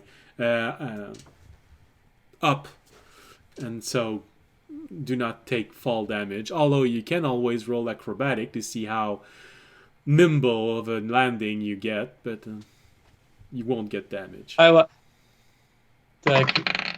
Remy doesn't want to look bad in front of audience if he's watching. Of course, now I rolled a natural 20. Fuck you. It is a masterful landing. It nearly feels like you glided down. This arms spread wide and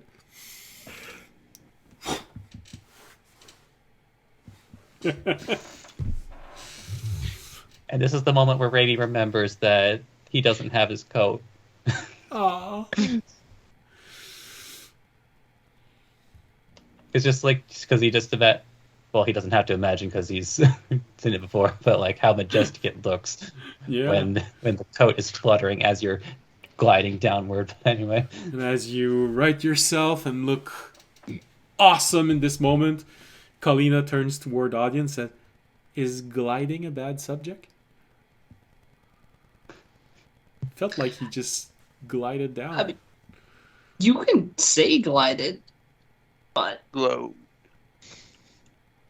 Glitted? yeah. You can be mean if you want to be mean. Well, she comes from the Far East. You know, she's trying to speak the same language as you. You can compliment him on the glide, just don't relate it to flying. Oh, okay. You did the second one. but I guess Randy will reapproach the group, and That wasn't that was a nice landing, Mr. Raimi. It felt like you just swam on the air.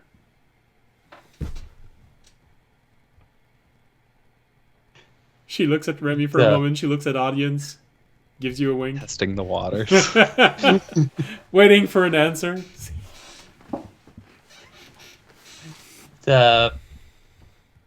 Randy just kind of like puffs his chest out a little bit, just like feeling a little prideful, but then remembers what he came back down for, and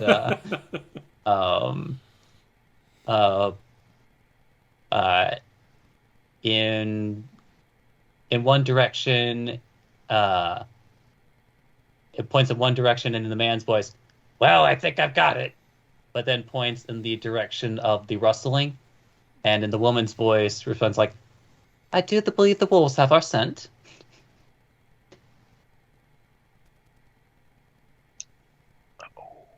All right, well, we should probably hurry then. Michael, what if that on my fucking Discord? Right. I imagine he means we're being hunted because I've never heard of wolves getting parasite. Well, not the kind of parasite that turns you into a creature anyway.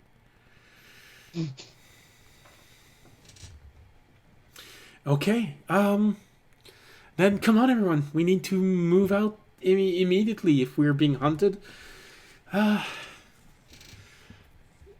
You see, she has a little bit of anxiety, but quickly enough, you sort of realize it's a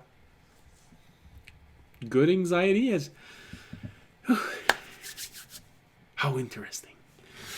And she keeps walking with her 6 guard close by.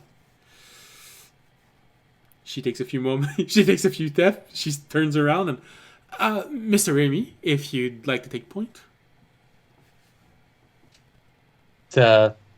Still riding a bit high on the swimming in the air comment, just like starts skipping. So, Fisher, you were preparing to cast Featherfall. Is that it? I was ready to. Okay. It's a reaction spell, so Yeah. I don't really need to prepare to cast it. But yeah, No, well, I mean, you took out the feather that you needed to cast it. yeah, probably. So as you start moving, she turns toward. Well, it would have to be audience because she thinks you're the one that has the most knowledge about this. She looks at you and says, "Do you think that if he fell, he could have taken one of his own feather to cast Featherfall?"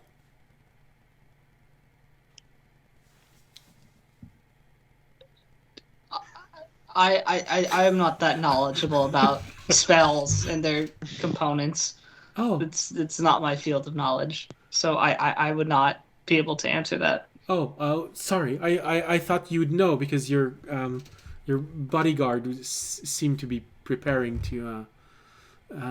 My mistake.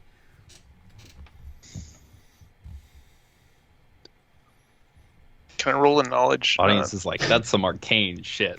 Yeah. Dragon just gives me my spells. Audience just kind of stares for a second. It's like, nope. Well, George, you could always roll, but yeah, no, exactly. You d- Yeah, I got a 4. you got no clue because it's Probably. Arcana and your religion, so.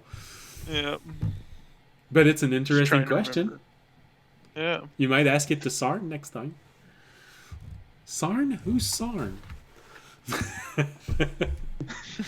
Oh, yeah. Where do you know that name from? It's okay.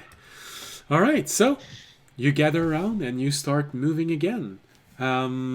Feels like a good moment to take our break. That I won't go to pee.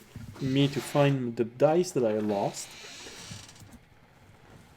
And for people watching us to also go to the bathroom and who knows, maybe follow or subscribe while we're on break. Who knows? Let's have a campfire while we're waiting for the break to finish. All right. See you all in 15 minutes. Bye.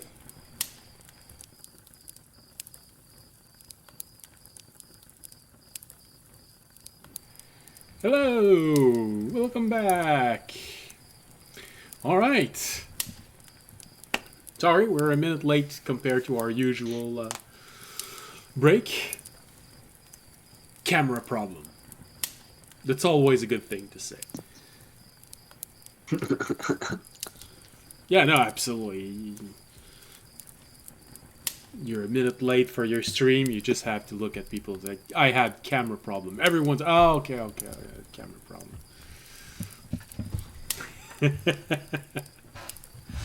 All right. Yes, the camera loves you, baby. Yes. No.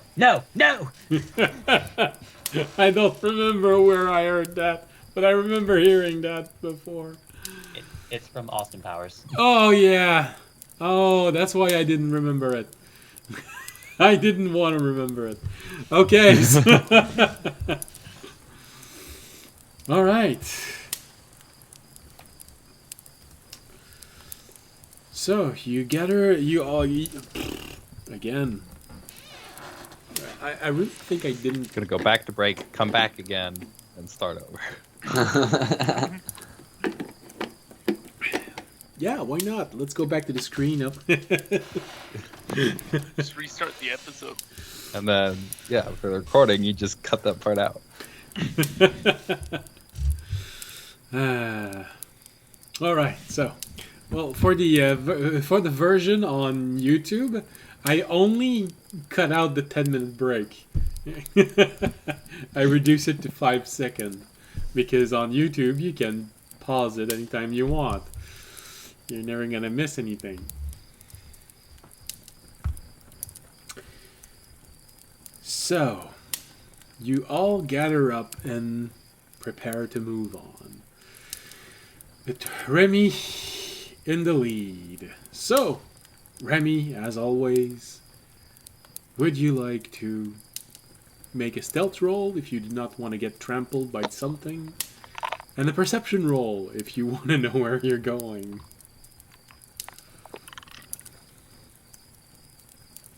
Alright. Blue will be stealth. Fire will be perception. Stealth is gonna be 21. And perception is going to be 23. Okay. Well, the next hours goes swimmingly for you. Those are all excellent roll. You move about the forest slowly but attentively. You manage to avoid a small patrol that is arriving nearby. Not only that, but with stealth as high as that, they just never pick you up. And they keep on walking in a different direction. You barely have to give a sign to the group that position needs to be changed. Just flawless execution. Well, almost flawless execution. You know, you didn't roll a natural 20. Yeah,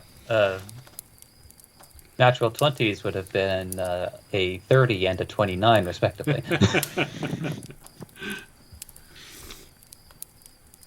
But it's a near flawless walking and execution of moving about, even with the commotion of 45 soldier walking 150 feet behind you.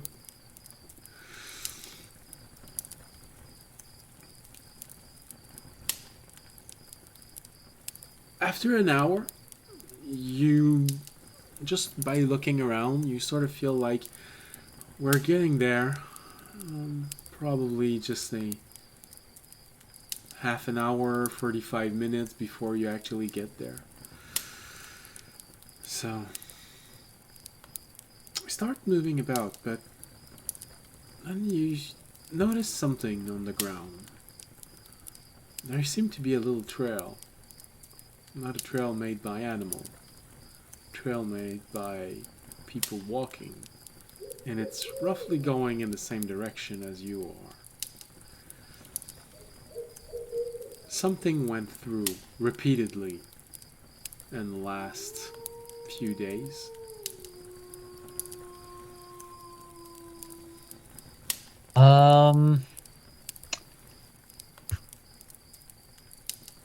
Would it be possible to determine, because of the way that at least like, the infected individuals tend to shamble, would Rami be able to determine if this is more of a shambling or more of a normal walk for a That would normal go. stride for? That would go in the tracking category. So I believe it's survival. Okay.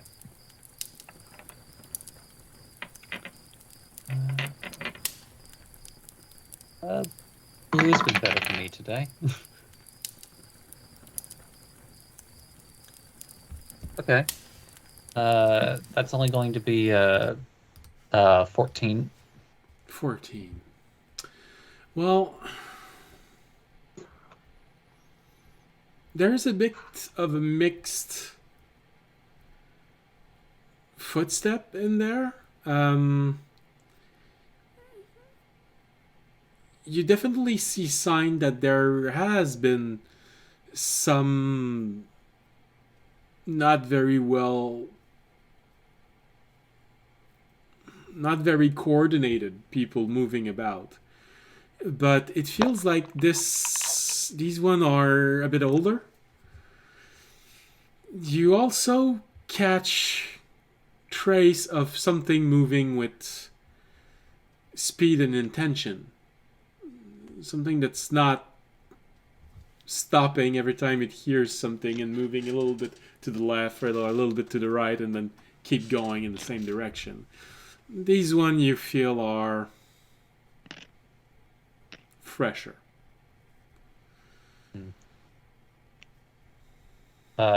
If I would be permitted, then could I make a roll for different information, more specifically, if anything was left behind by this group, or if it's literally just tracks?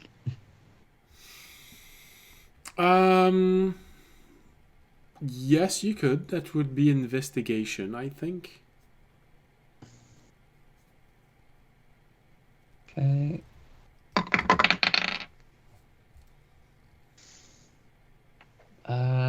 That one is going to be a 25. 25.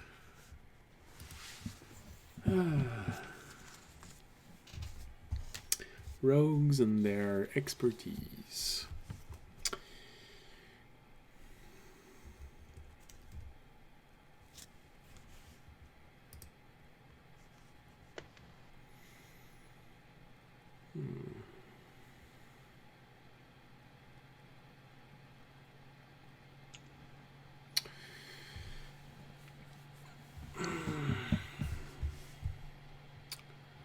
Not a lot. It feels like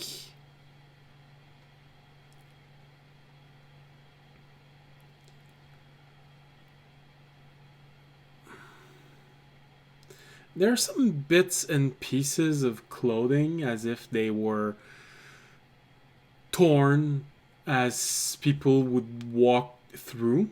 The pattern feels slightly familiar. Familiar to when someone tries to move a group of people that are not proficient in being stealthy through the forest.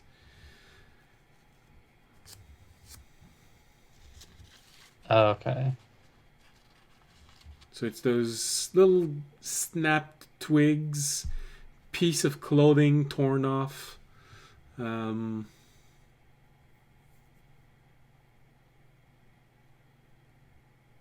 It's us. We've just been going in circles. That's what I was gonna say. We're stuck in a loop, a time loop. Groundhog Look at Day. that. No. Right.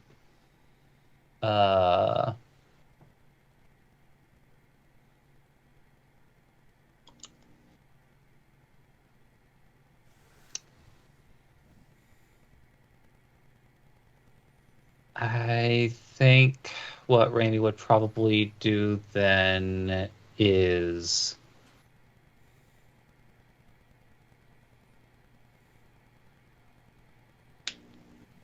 I think he would just briefly make his way back to the core group.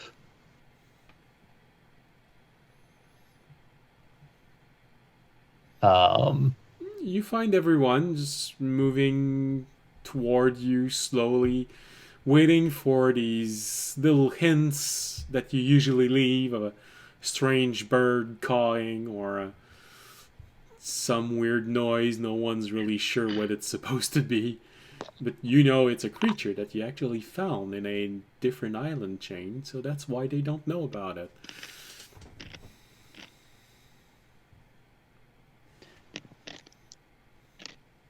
Yeah, it's like I guess Raimi will kind of I assume that audience is still with the probably next to the noblewoman, and I'm just assuming, but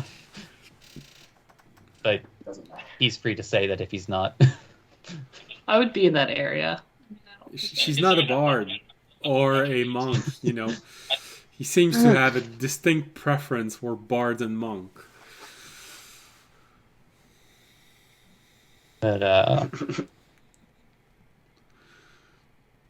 but I guess Raimi would at the very least minor illusion what he saw, and then speak by saying, "Another pack sniffing about."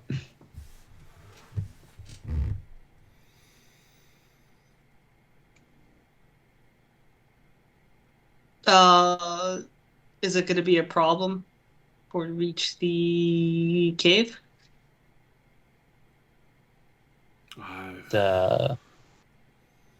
Colina just says, I'm not sure, honestly.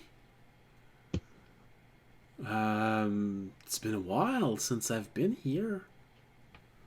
Discord To crash. be very honest, most people tend to avoid this place because of the That's got one superstition for it. Yeah, around this it's place. Jin.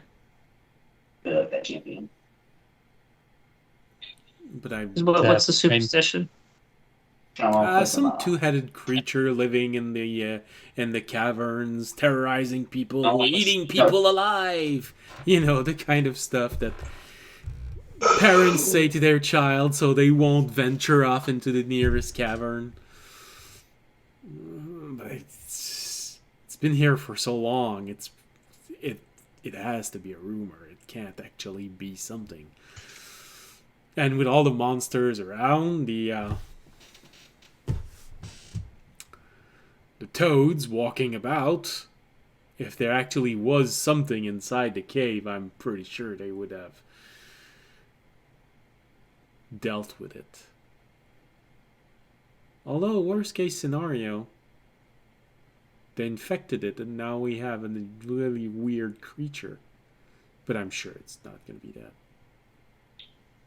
Well, we'll just keep our eyes open. I guess we should just keep moving. No point to worry about. You know, we have to go in the cave, so no reason to worry about what we can't control. That is an excellent philosophy to have. It is perfect. Raimi will nod, but before it kind of like goes off, we'll say, "Be careful where you dip your foot in a rushing river."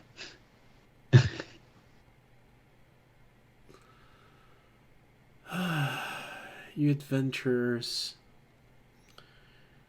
You're so lucky. You get to see so many different things.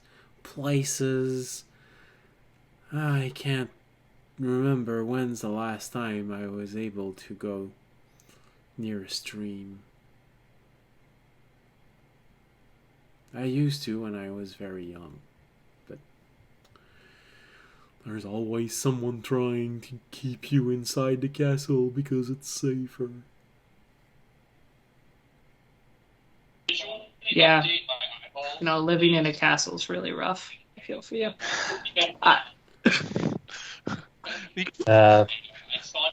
Raimi is going to, I guess, mutter something in Elvish before he walks off. A bit sad. Colleen, I would understand you. All right, then. What she hears is, in the exact voice that you're thinking. It's like, "Don't worry so much. There's nothing good outside for you, Noir."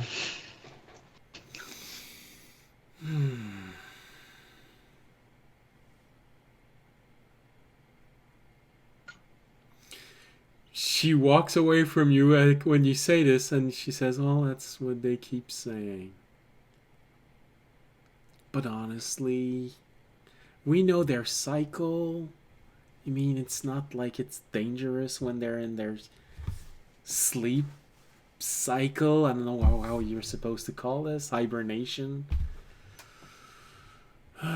She rolls her eyes and goes toward audience. Then she stops for a moment and she comes back to you, Remy, and says, "We've been discussing this.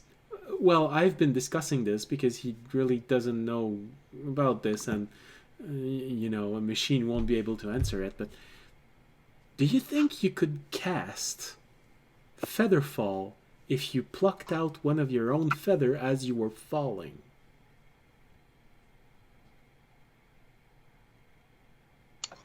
A bit confused, like he points a talent at himself. Yes. I mean, I know that the spell Featherfall needs a feather as a focus when you're casting the spell.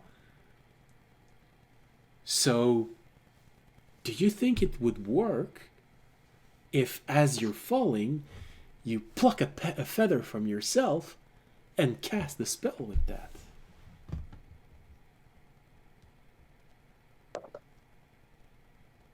So,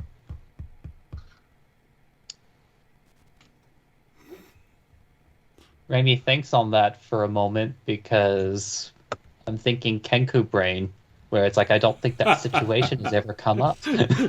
No. I'm sure it has never come up. I am convinced. Raimi just blinks for a moment. Ponders. Might be useful information someday, but for now.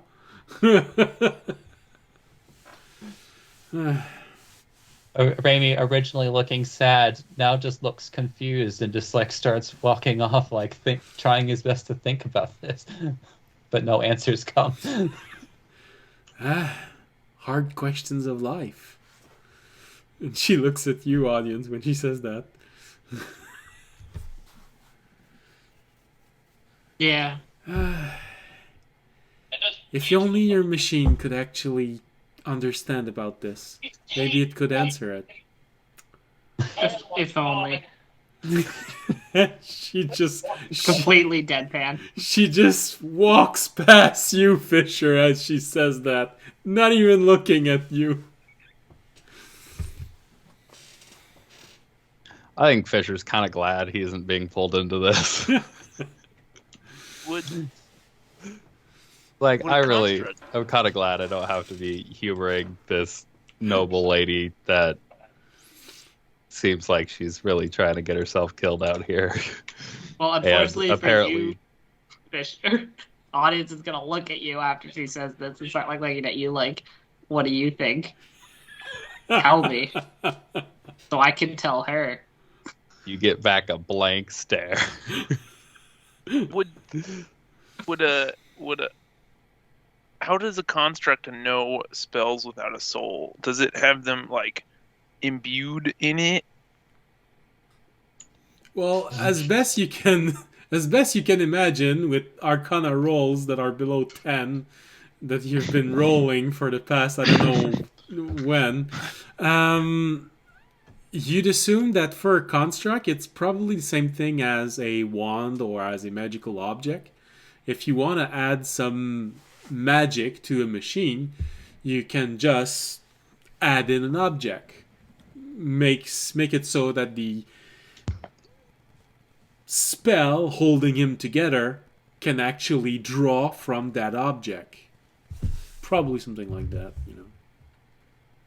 Okay, because like then asking a construct, unless she suspects that Fisher's intelligent, which I, as Jorg in the dream, don't suspect, and therefore I won't point it out to her, but like that's like asking a wand how the spell works. So why would you ask it? But I won't say that because I'll say that to audience. But I don't want to strike. I don't want to get like be rude to her, just about her. There you go. Mm.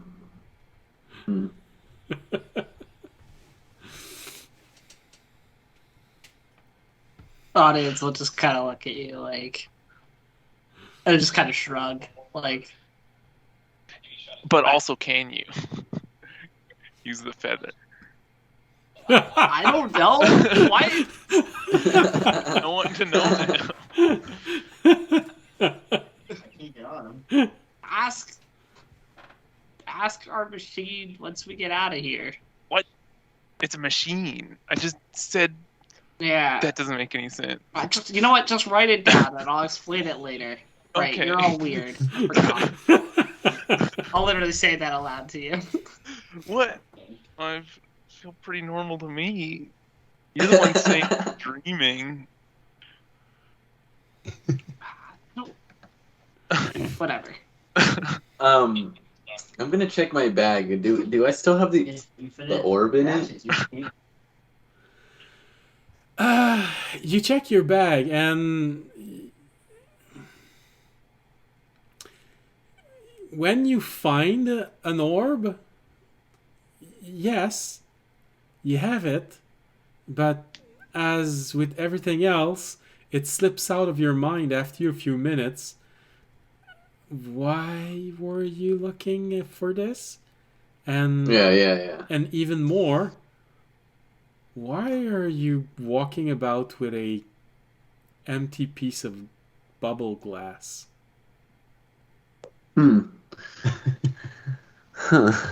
There's no color in it. There's no rune drawn on it. It's just...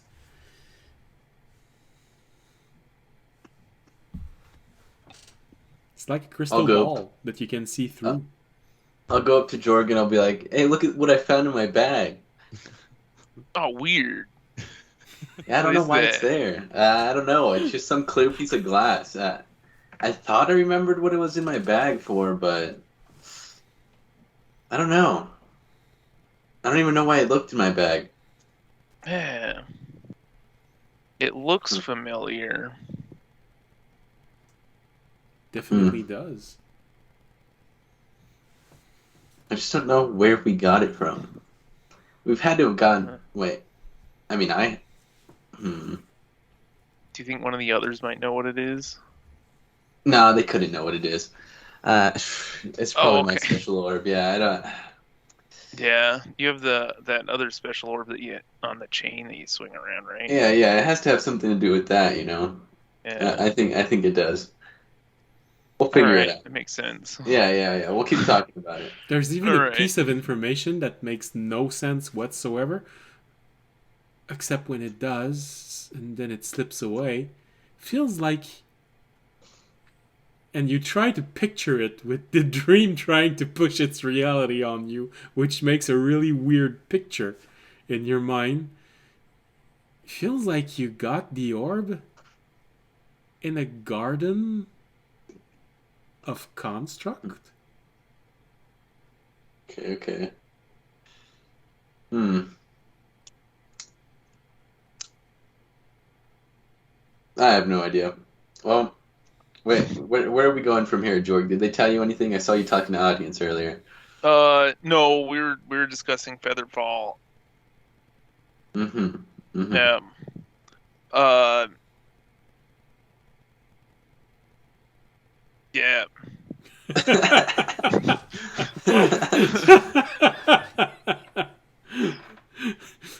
You see your dog just We're- affirming that, yeah. Yep. We're going to the Paladin. cave, but there's potentially more of those things around us. Let's see. I'm pretty sure that robot could take care of them. Yeah. Well, let's get on our way. Man, Absolutely. I feel bad. Oh wait, that robot, is it still carrying everything? That I other mean- guy's stuff? Hopefully, it should be able to. I don't know why I felt bad about that. It's fine. It's fine. You're a druid. I could see why. You know, Yeah. wood and It tree is. and all. Yeah, and it's strange. It looks so alive. Yeah. I mean, it couldn't be alive. I don't know what you're talking about, but It wouldn't make any sense. yeah, definitely. Actually, why did it pick up that feather by itself earlier? Audience didn't even tell it anything. You're right. Fisher, Maybe we should investigate. Fisher, you hear from Yeah, inside of you. maybe. Why are they looking at us? They keep staring at us.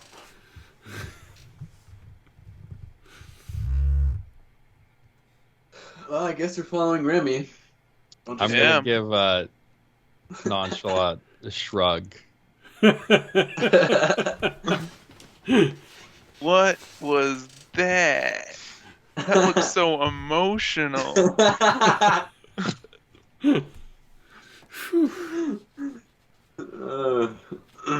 No, maybe it's glitching. Yeah.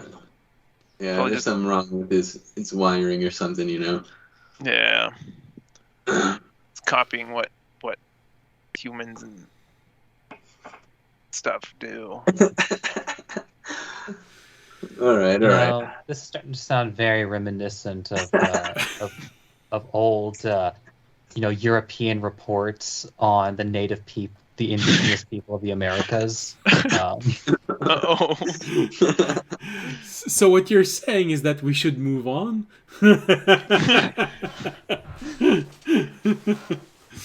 No. All right. Then let's move on. So, with only 40 minutes at most before you reach this place, is there something you want to do different as you're approaching, or just keep on going stealthily and perceptively? I think I think like especially as like they're getting closer to it, Raimi is going uh to move out just a little bit further than he would before, just to see if he can catch on to, like if this group was still moving in the direction up until the cave, or if it headed off elsewhere, or if it's actually there, even though it was like a day or two ahead of them. Okay. So still, I guess basically the TLDR, I'm still doing the same thing, but just a bit further, and like Okay. maybe trying to look for extra signs of that group, I guess. Okay. Then stealth and perception. All right, stealth. Okay, stealth gets the 30, and I hate the lighting in my room sometimes. Perception is Why Zach a played a 25. to live out his ultimate fantasy of being able to see things all the time. You have to buy this commercial strength spotlight. Ever since we got that to my father, I think 4 or 5 years ago, you can be sure that if you cross him while he's at home, when there's not enough light, not even night yet, just a little bit of low light, he's gonna blind you with a spotlight, just going, you need something to say? Yeah. I mean, that said, Fisher's joke is one thing, but almost without fail, all of my characters, I find some way to give them the perception skill, regardless. But it's very understandable. It's one of the most used skill in D&D 5th edition period. But I say that just because it's not entirely wrong what Fisher said. It's just like I just want at least my characters to be able to see better than I can.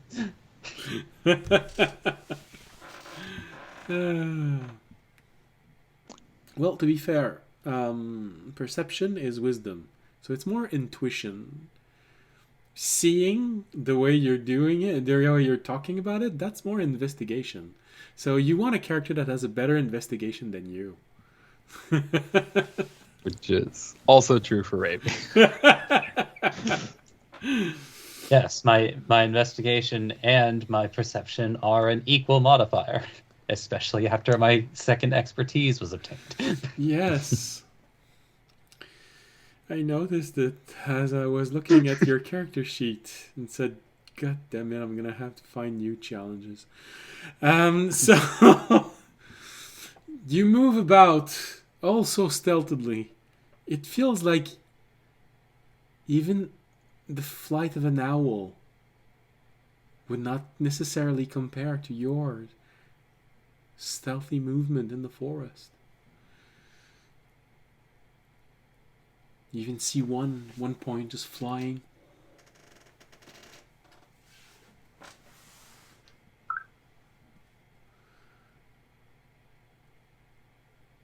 As far as your perception goes, the more you move forward, the more it feels like they have moved a lot of life through the area. But it feels like it hasn't happened in the last few days. And even more so after 35 minutes, when you finally start seeing that bit of reflection off of a stone that feels probably more polished than it should. You start seeing that stone and go, oh, right. That sounds like something that a dwarf would use, stone, making it so polished that it basically becomes a mirror. and they probably do it just for fun. But as you arrive and start looking at this, you see the shape of this entrance, this to a cavern, and you see one of those toad-like being walking out of it. Its skin is red, and it's just looking about. Then it turns its head toward the opening of the cavern, and it looks intently in it. Then looks back outside. You hear footstep also coming from inside of this cavern entrance. Not a lot. You'd say with the roll that you made, somewhere between 2 to 3 pairs of feet walking about inside.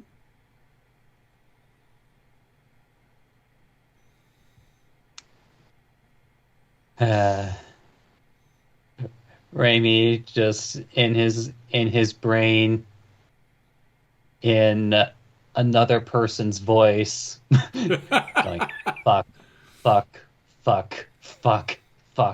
over and over in his brain as he continues with his stealth roll to move back to the group.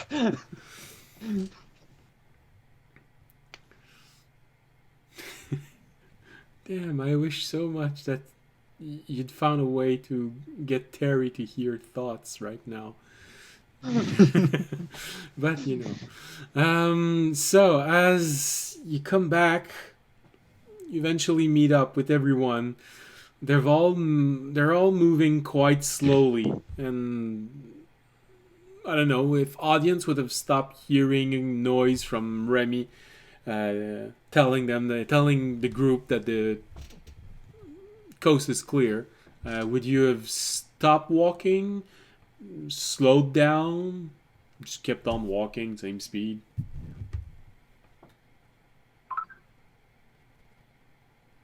Probably kept on walking, just same speed. Okay. So it doesn't take as long to catch them up as it took you to reach there. You catch them up somewhere halfway into the time that it took to get there. So yep, Raimi just has this harrowed look on his face and looking at audience.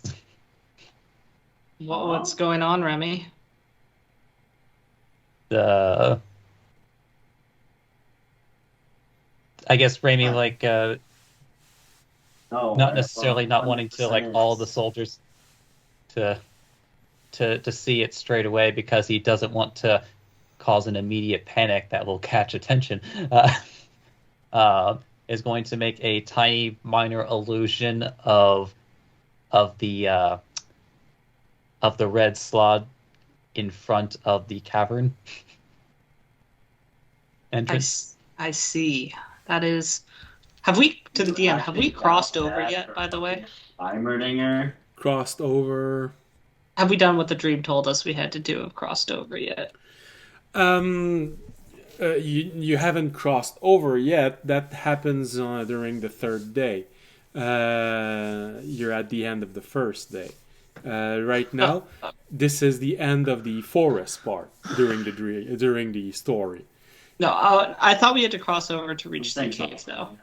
But no, not to reach the cave. The cave's how we do it. Yeah, you seem to have been able to short circuit small parts of the dream, because normally the noble woman is the one that's supposed to, as you're walking, realize that where you are right now, that's not gonna cut it. You're gonna have to cross, and that's what normally would have triggered her thinking about the dwarven caverns. Oh. But now she thought about this because you kept mentioning that you needed a place to spend the night. We're But messing with the timeline. it's the same cave. Yeah. All right, that's good. Okay.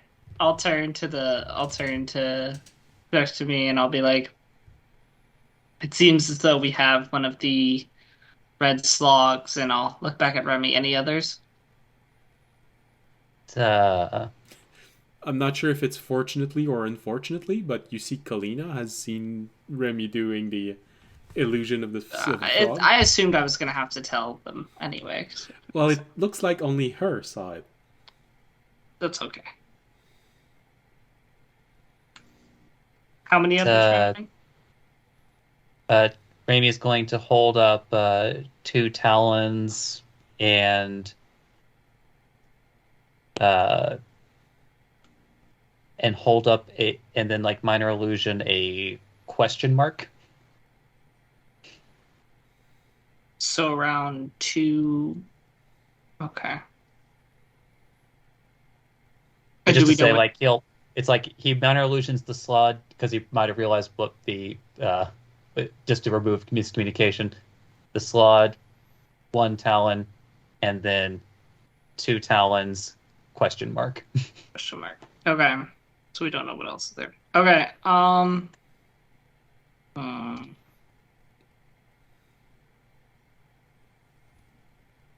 Audience will, seeing that Kalina has seen the image anyway, he'll just turn to her and be like, it seems we though we have a red slot and 2 others guarding the entrance of the 2 unknown enemies guarding the entrance of the cave.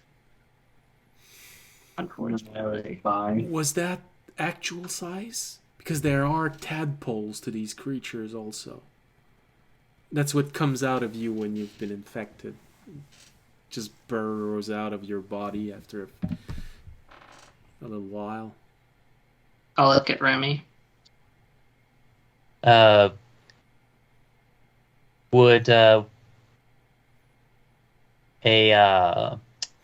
guess size comparison, would they be about audience size or bigger or smaller? The slot themselves bigger than audience. Yes. They're a large creature. Okay, just making sure. Raimi is going to point at audience and then open up his arms.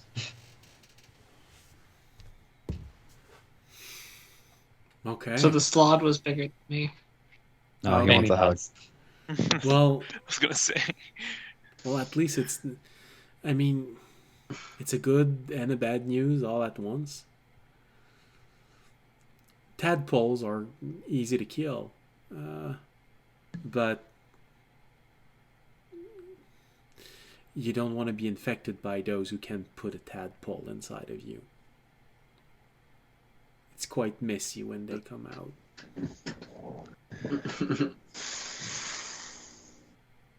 Well, I guess it looks like if we're going to be spending the night in the cave, we gotta take down these creatures.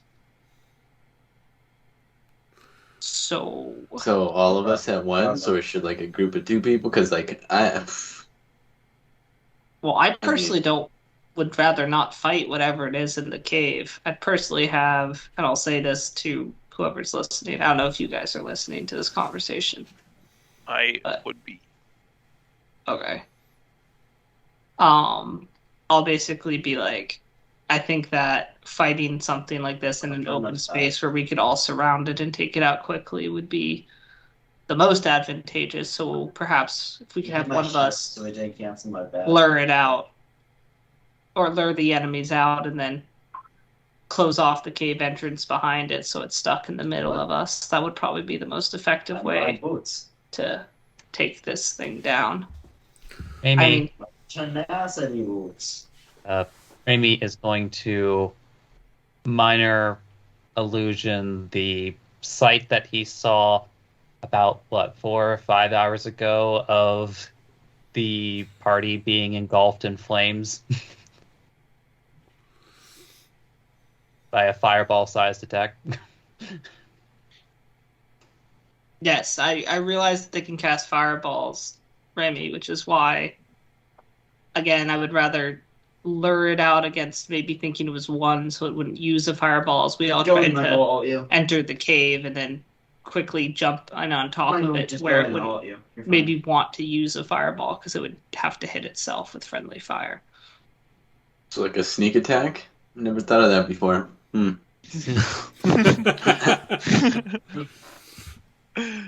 Well, and you'd have to be very careful because, I mean, a lot of the soldiers, they'll follow order. I think you've shown that you can order them around, but they also know that some of them, they can deposit a parasite inside of you just by shoving their talons in your stomach once. I mean, we saw what happened when one person was pointed out as being possibly infected. Yo, I do be playing Debonair Gallery. Imagine finishing a fight where 20 of them have been injured.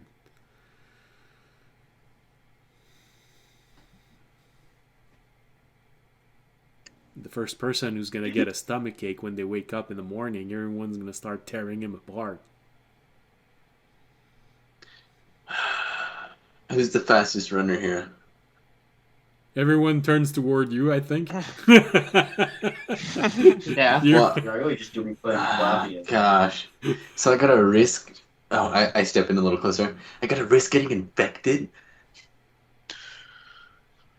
I mean, this is the enemy we fight, and I'd rather not So- have 20 of us instantly burned by a fireball trying to enter a cavern where we don't know where the enemy is.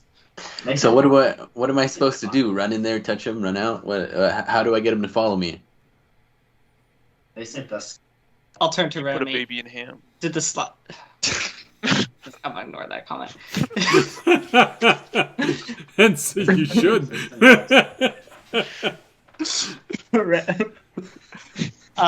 Remy, did the slot seem to be kind of like a guard or something? Was it like coming outside the cavern? Was it looking around, or was it more just staying in the entrance?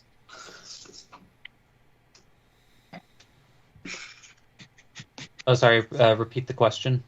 Well, did it seem like a guard? Was it like coming out? Was it?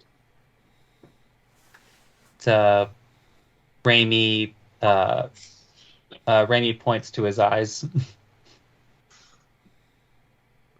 I'm a top Seemed power. to be looking out. Okay, looking. We broke Jorg and Tobiyashi, I think. It wasn't even that funny. Damn it, Trevor. I just can't Why stop would you do that to me? Come on. I don't know. can't handle that. I can't. So, do you think, honestly, I'll turn to Remy. Do you think it would come out? Do we even need to send someone in, or do you think it would come out if, like, a few of us made some noise outside?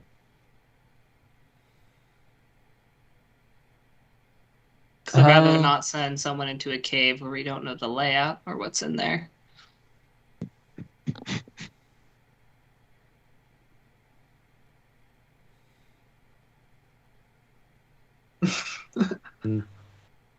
That was actually like 5. I guess honestly, I think this would be an opportunity to.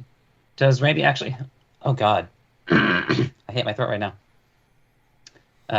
Does Raimi have any information that he can recollect on these kinds of creatures, or is this pretty much all new territory for him? Well, I could ask one question. Do you think Remy would have had any interest or reason to research in his life the War of Aberration? Honestly, probably not. And I don't even necessarily, and like, I'm not sure if he would have even been allowed access to the resources, but I figured I would ask. Okay. So, what are Remy's resources right now about this?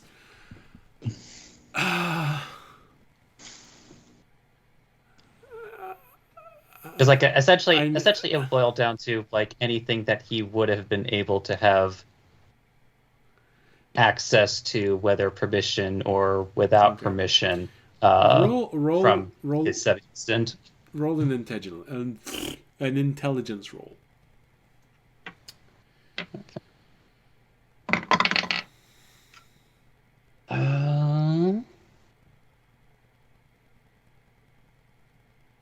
It was better than I thought it was going to be. 18. 18. I thought I was going to roll with disadvantage, so. Well, it's because your mind is trying to put a few puzzles in together, and you remember someone talking about this a few hours ago, saying that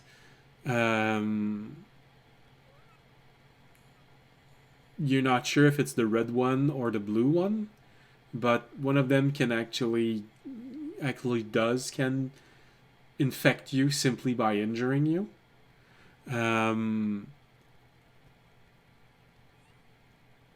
The way that he looked inside of the cavern does remind you of someone that is using some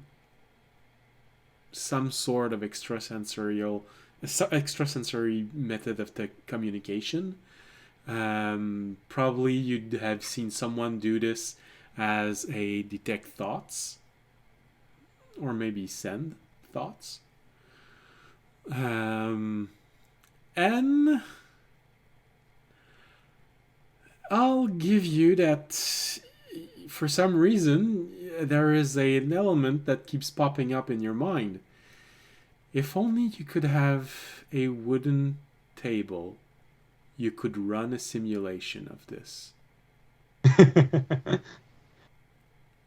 But I am because I was thinking about that, but I'm wondering if it would have made noise. But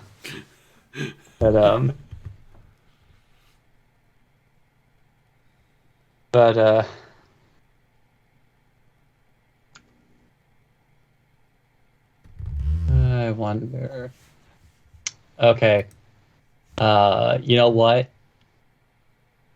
Can't imagine it making more noise than a bunch of soldiers just hanging out. No. It's like I think how I'm gonna do this is like, because part of the condition is having a flat surface, correct?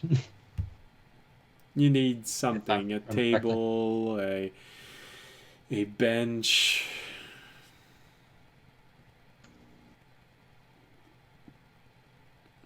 Let me actually open up the item before I consider this one thing.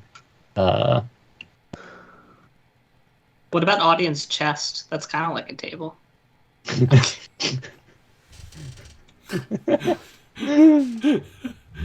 Well, technically, Do you have a shield? Technically, it would be more Fisher that looks like a table. Sorry, I'm so sorry.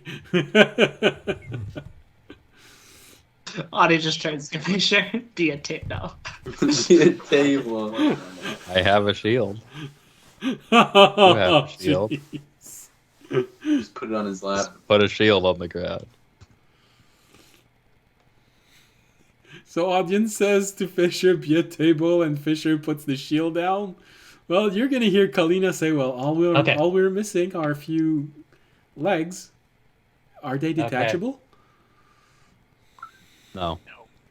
Creatively interpreted Okay. that was. So Raimi is going to, because I made sure to read the item because I think this technically qualifies. Raimi is going to turn to audience and he's going to minor illusion his crystal. My crystal. My storage unit? I'll pull that out. Raimi nods. Okay, I'll pull it out. It's like, do you open it? Yes, I'll open it. Okay. There is a wave of cold air that comes out of this. It's like the middle of winter. The winters that audience has known during his childhood. I'll look at Kalina. I'll be like, don't look in there. You don't want to see what's in there. All right. So basically it's just cold, but it's not like frozen over or anything, right? It's extremely cold. You get the feeling that you could probably store meat in there for a few months. You like that We joke? are. Exactly. Yeah. Wait, isn't there a dead person in there? But you know what?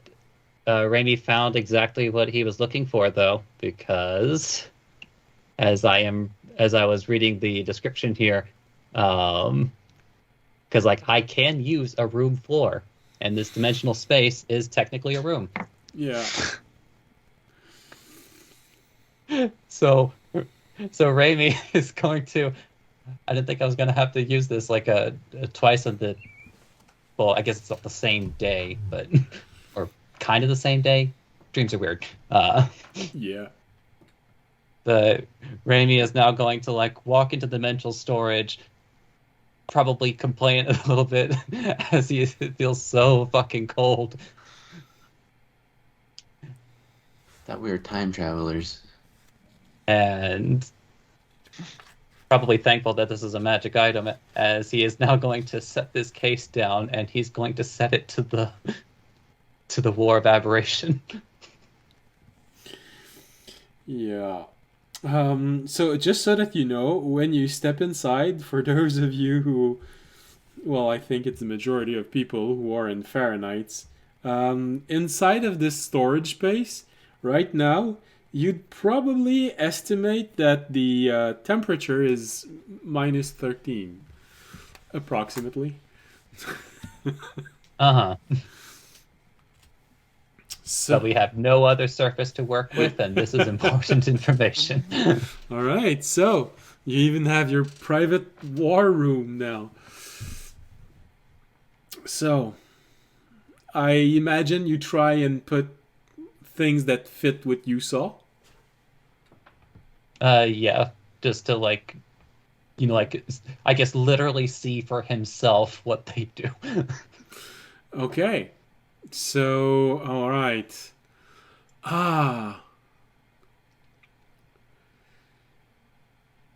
You place a bunch of slod. Some red ones, one blue one, some green, gray, one that looks so weird. And then you place a whole lot of soldiers.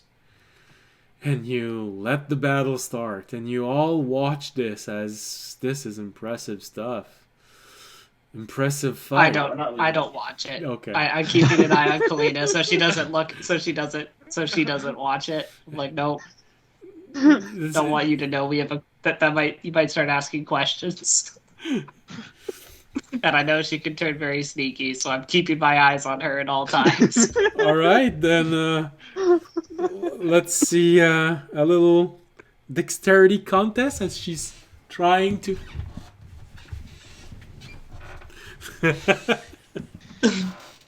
Roll dexterity, A see magic if you show for the can guards. block her.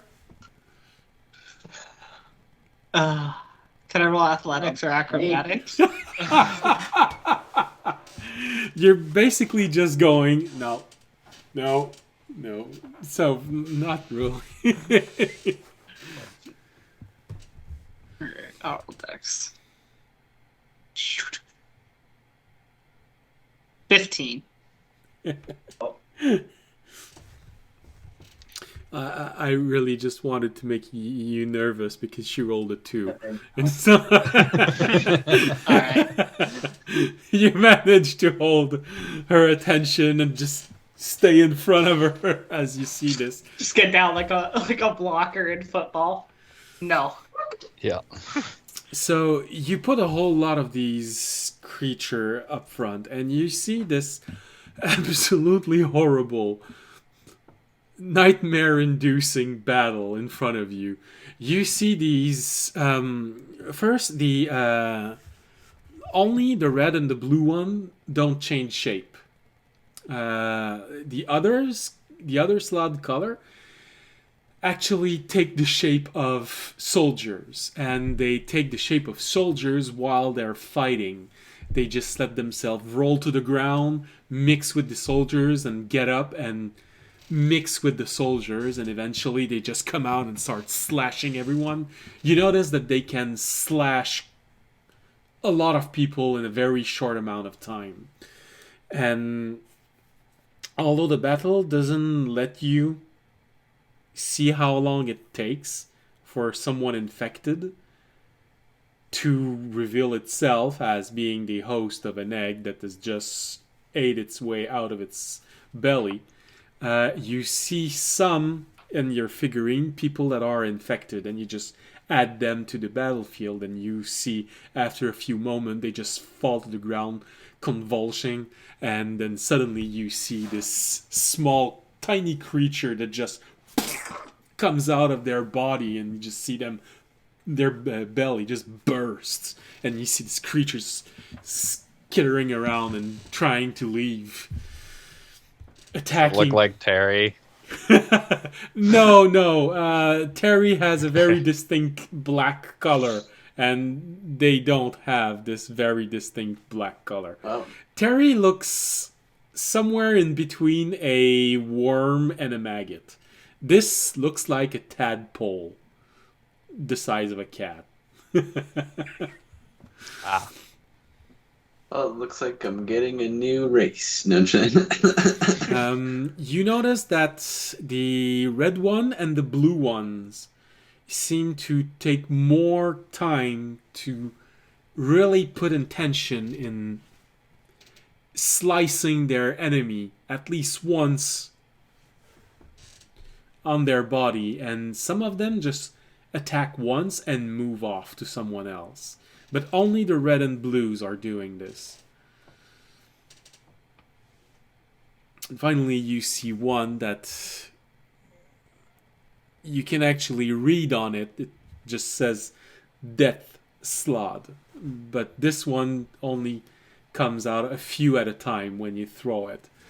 But this one just tears apart the battlefield. It can quite literally send a few fireballs before it starts running out, and it just tears people apart, literally.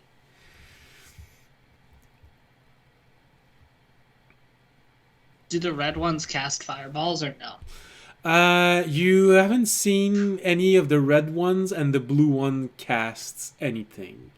Although you do notice that they do seem to be able to recover from injury while in battle.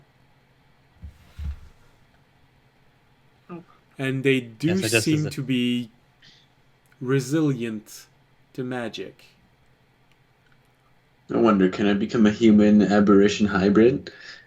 I just gotta fight off the parasite. Get its power. Become invincible.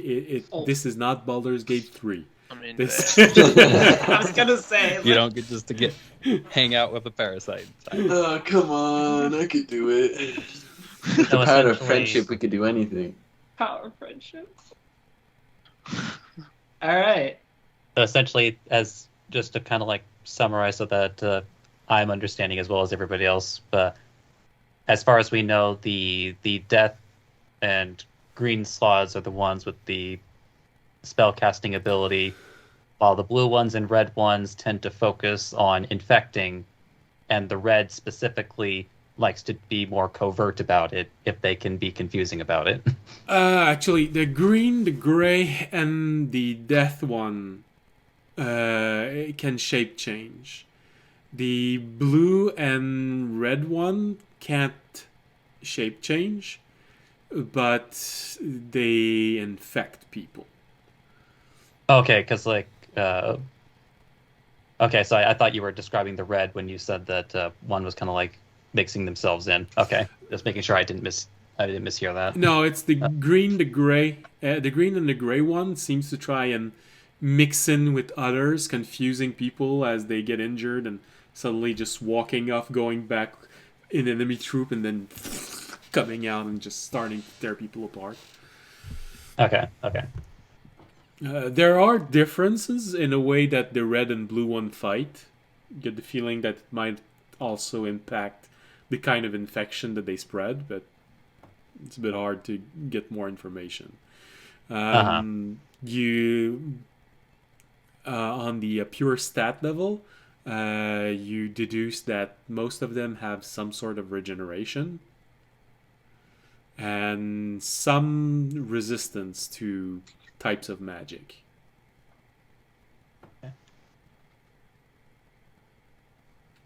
Yes, I guess like once Ramey's been able to get as much information as he can from this demonstration, just like I don't know if audience is looking No, at this he's himself. No. Okay, making sure. he's blocking he's blocking Kalina from seeing this horrible battle. But Jorg, Tobiyashi, and Fisher are probably watching. I'm just thinking if I could get superpowers. Jorg, for you, this idea of infection probably rubs you really the wrong way. Yeah. But yeah, I guess once Ramey has gleaned as much as he can, and ending the, well, I want to say epic battle, but more like epic slaughter. Especially since you don't put enough human to win, so since you want to see what they do and how they kill, you put more enemies than good people. So, but after finishing those tactics, just like taps audience on the shoulder so that he can leave. All right, audience will stop. We'll close the up the storage space and then stop blocking. Nobody saw the dead body in there, right? Well, I stopped her. What? That was part of the Okay. point. Okay. Was there a dead body in there? Yeah, that was. What do you mean? Remember the guy Toby killed? Wait, I killed What? Or somebody? you don't remember? Wait, when did you kill somebody? I don't remember. I it's against whatever I think about, bro. I don't like killing Yeah. people. I don't know. No.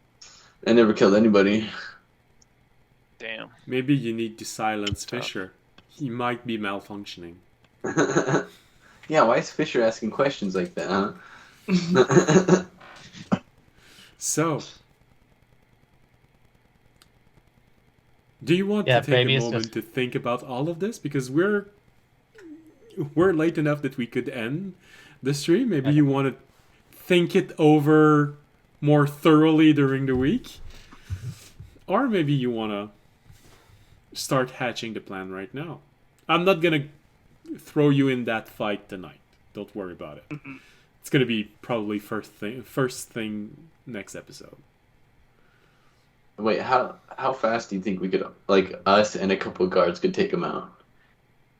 Right?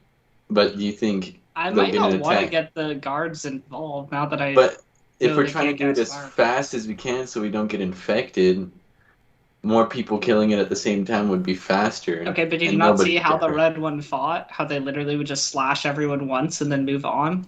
In D&D term, they have a multi attack. Yeah, they would probably just slash like 15 to 20 guards, and yeah, we'd kill it faster, but then we'd have 20 infected guards on our hands. Well, not if we did it all in one go. Like if we killed it all in one hit, I don't know if we could stage a sneak attack like I that. have no divine smites. We're not killing it in one hit. Do you not remember how tanky the gray one was? I assume We the don't red one has more health. Happen to have some strange volatile material to throw around, do we?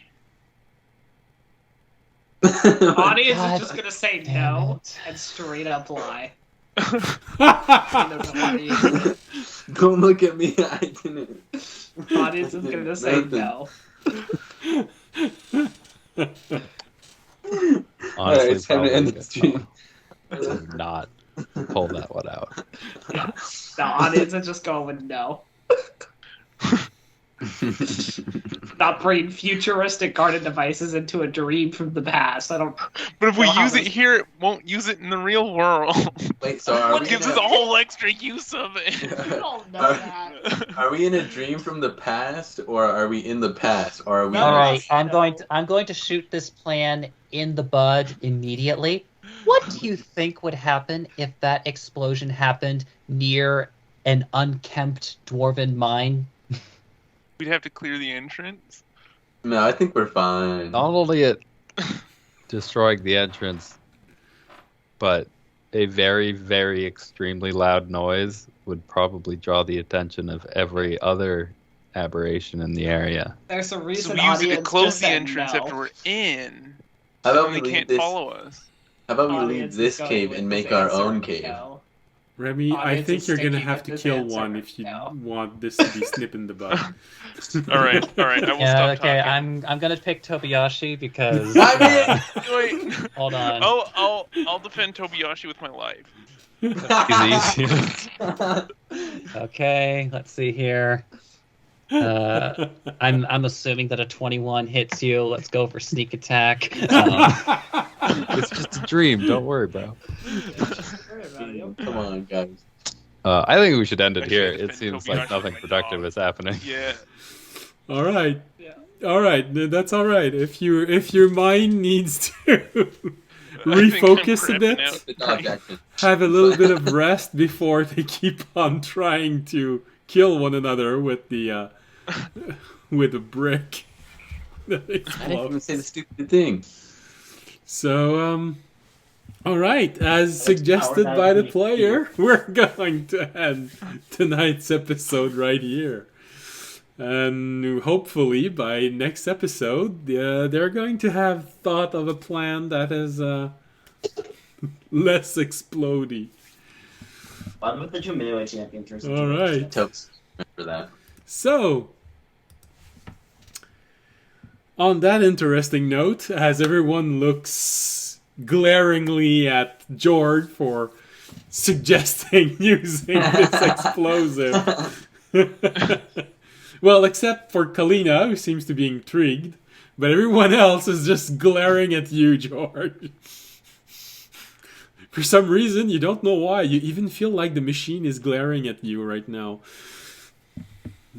I don't even remember if we actually have that. I don't even know what volatile substance I was talking about. That's why I said no. So, as we have this finishing in complete chaos, apparently chaotic calling was an omen for today's episode. We're gonna let the camera fade in and finish the episode here. So, thank you very much for watching. We hope you had a pleasant evening, or beginning of day, middle of night, noon, who knows. A pleasant moment of a day. And we hope you'll be here next Wednesday or next Friday, depending on if you watch this as the rebroadcast on Friday. And I promise, if you're watching this on Friday, well, technically, I shouldn't say I am going to try and not fall asleep. I'll say I will have done all I can to not fall asleep while I'm walking from the bathroom to here. So, thank you for watching. See you either next Wednesday or next Friday. And as always, if you enjoyed the show, you can support the stream by following us on Twitch, Twitter, and YouTube. You can also support the stream by making a donation, becoming a Patreon, subscribing, or simply by spreading the word. That's always good enough also. So, thank you very much. Stay healthy, because we live in weird times. And stay safe. Good night. Good night.